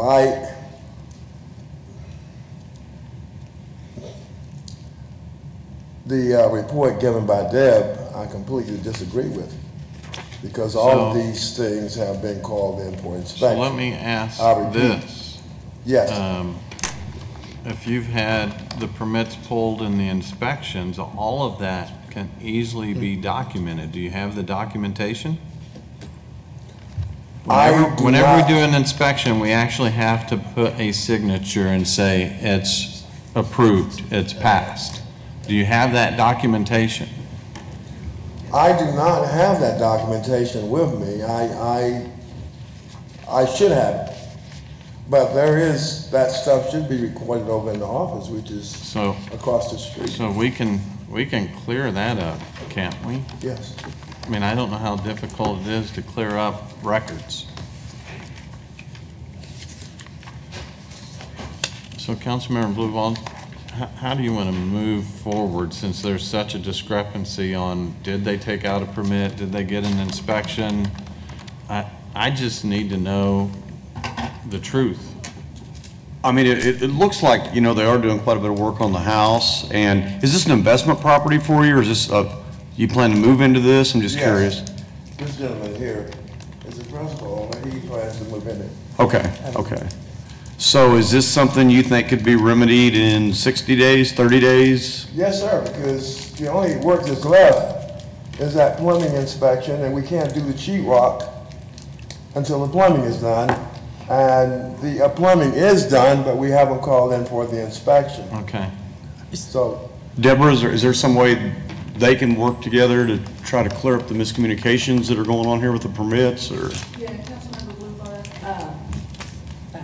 Courtney Capella's going to talk to you about the structural side and the permits. Mr. Fairley is not the owner of the property. Okay. The owners are here.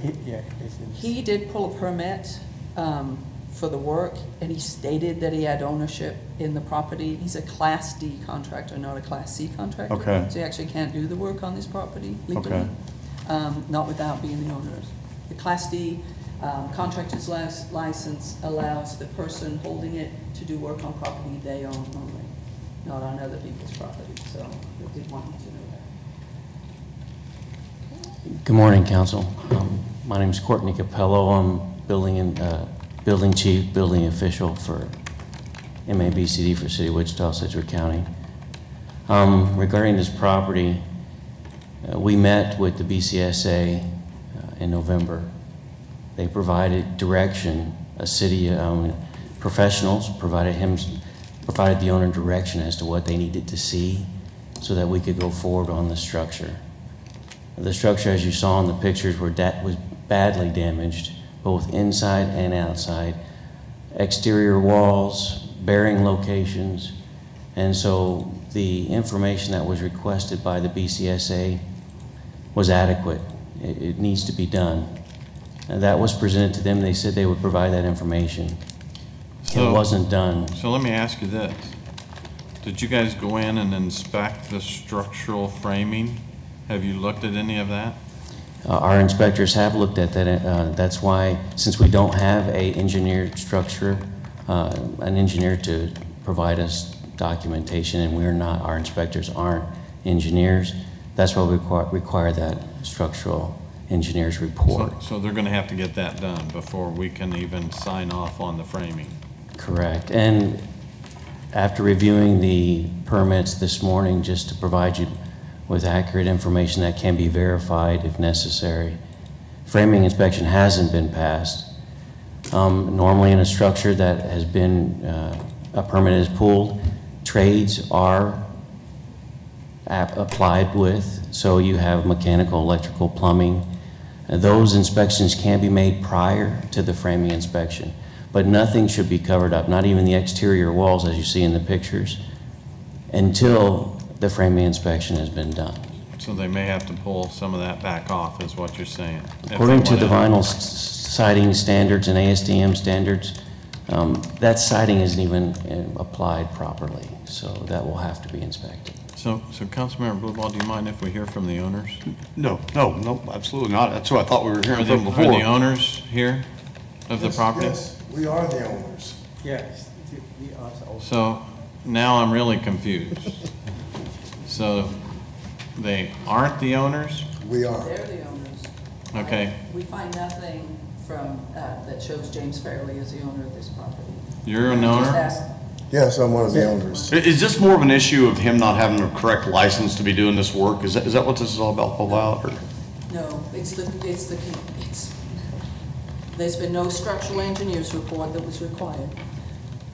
Framing hasn't passed inspection. Mm-hmm. Those were the two things. I mean, the structural engineer's report was the first thing, bring it up to code. The quality of the workmanship is just terrible. But if the owner would have been doing this work, then it would have been accepted, is that correct?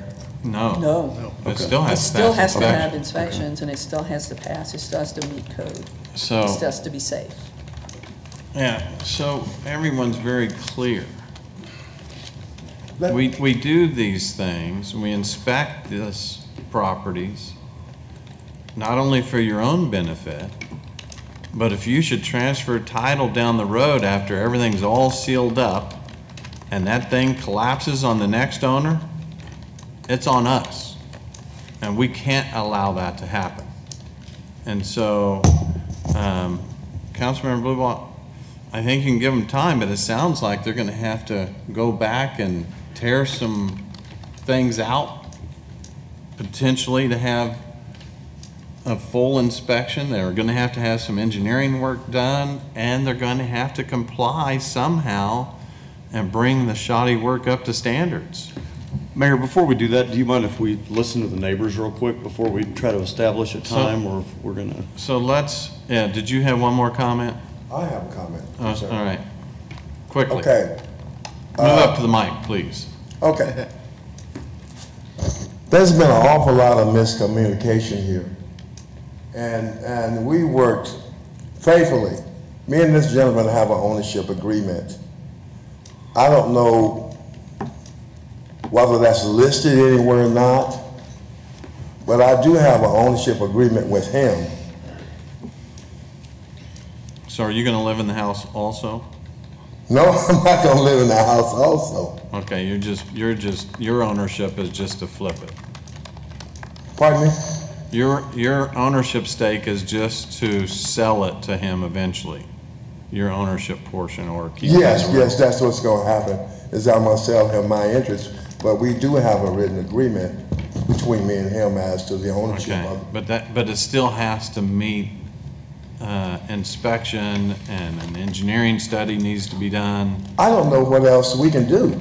Well, we'll tell you what you can do. Okay, well. We'll guide you on that part. What I'm saying That's is- why we have building codes. Okay, what I'm saying is, I called the framing inspector myself, and I was there for the framing inspection, and I met with the framing inspector, and he passed that on the spot. He told me he didn't find any problem. There's some confusion, because there's no documentation of that. There's no documentation of that. Can Staff's we saying have- there's no documentation. Can we have 30 days to clear this up? So I think the council member in that district wants to hear from the neighbors first. That's right. So thank you all for sharing your version of all of this, all right? So let's open it up to some of the neighbors, and if they're willing to come down and share.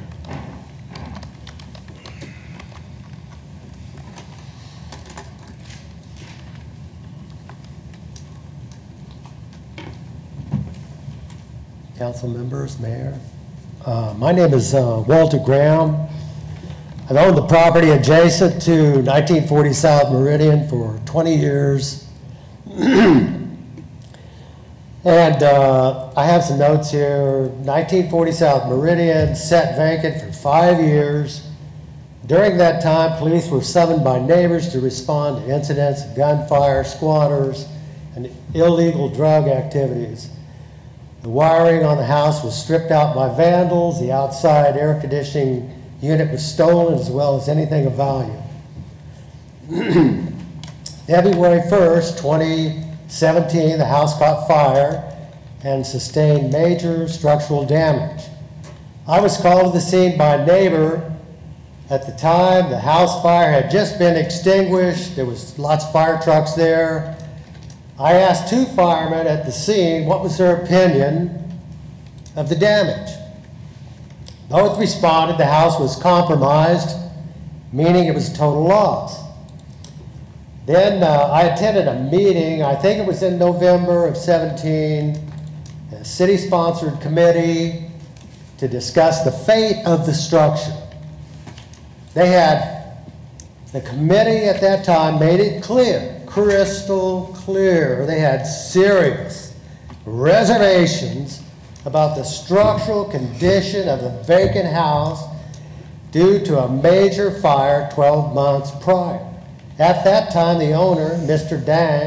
Don, asked for more time. He was granted 90 days on the condition that he would obtain a structural engineer's report, and the report has never surfaced. And that's probably because it would never pass.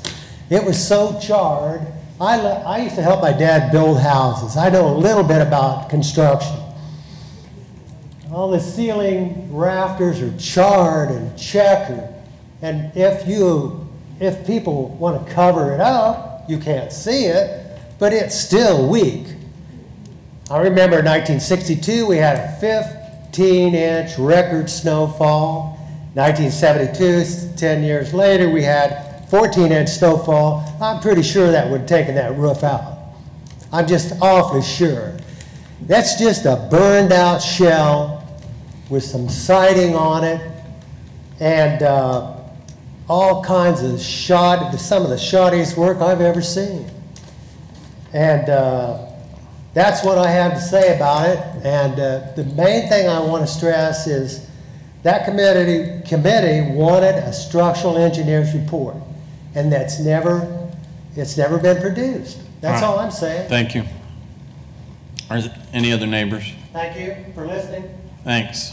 We have a structural engineer report. So any other neighbors want it? All right, you've spoken. All right, thank you. Any other neighbors? All right, we'll bring the discussion back to the bench. So Councilmember Blueball, how do you want to proceed? One other question, Deborah. Are they keeping it mowed up and kept up the outside? There's tall weeds and grass on the property now, and there's some miscellaneous debris. They have it all fenced off. It is secure. Okay, because it does sound like there's an extensive amount of work.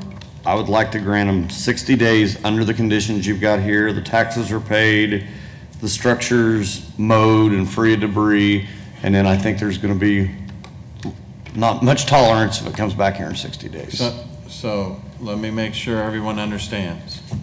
Does it even need to come back to us in 60 days? Here's what I would suggest. If they don't have a documented structural engineer's report to satisfy our staff, we can make a motion that says it doesn't come back to us, that they just proceed with condemnation. But however you want to proceed, yeah, Councilmember. I'd like to bring it back. All right, okay. Fair enough. So the motion is to grant 60 days for them to comply with all of that needs to be complied with documentation, and then it'll come back to us to proceed from there. Yep, and if it does, I don't think there's going to be much tolerance to do anything else other than proceed with condemnation. All right. So a motion, I'll second that. Any other discussion? Cast your vote.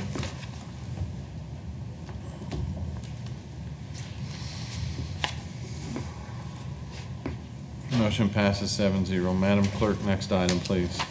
Councilmember appointments and comments. Any appointments today? I have one. Vice Mayor? Yes, I'd like to appoint Jeff Preisner to the Transit Advisory Board. Okay. Councilmember Claycomb? I'd like to appoint James Decker to the Wichita Employees Retirement System Board of Trustees. So those two. Any other appointments, comments? I know we've been here for a while. Let me just say congratulations to all of the volunteers that, again, helped create a very successful river festival in our city. I know that the folks had a great time. It's always a great way to kick off summer. I missed my boat ride, Vice Mayor, so you're gonna have to bring it down maybe and give me a boat ride down the river. A one-way trip? Yeah, thank you. Thank you. So I would move that we approve the appointments as mentioned. Second. We have a motion and a second. Any further discussion? Cast your vote. Motion passes 7-0. So we do have, before we can adjourn, an executive session that we need to hold. I think we ought to do it upstairs while the lunchroom's still open. And potentially keep some of us from getting too cranky. We're probably past that point. It looks like we need 20 minutes, but we'll combine it with lunch. And would 45 minutes be enough for lunch in the executive session? Does that work for all of you? Should be. If we say no earlier than 1:15, does that work? Does that work for you? So I would move that the City Council recess into executive session for, we'll say, potentially a total of 45 minutes for legal consultation with the city attorney, which would be deemed privileged in the attorney-client relationship pending litigation, legal advice, claim settlement, and the executive session is required to protect attorney-client privilege and the public interest, and that the open meeting will resume in these city council chambers here on the first floor, not before 1:15. Second. We have a motion and a second. Cast your vote. Motion passes 7-0. We'll see you all in executive session.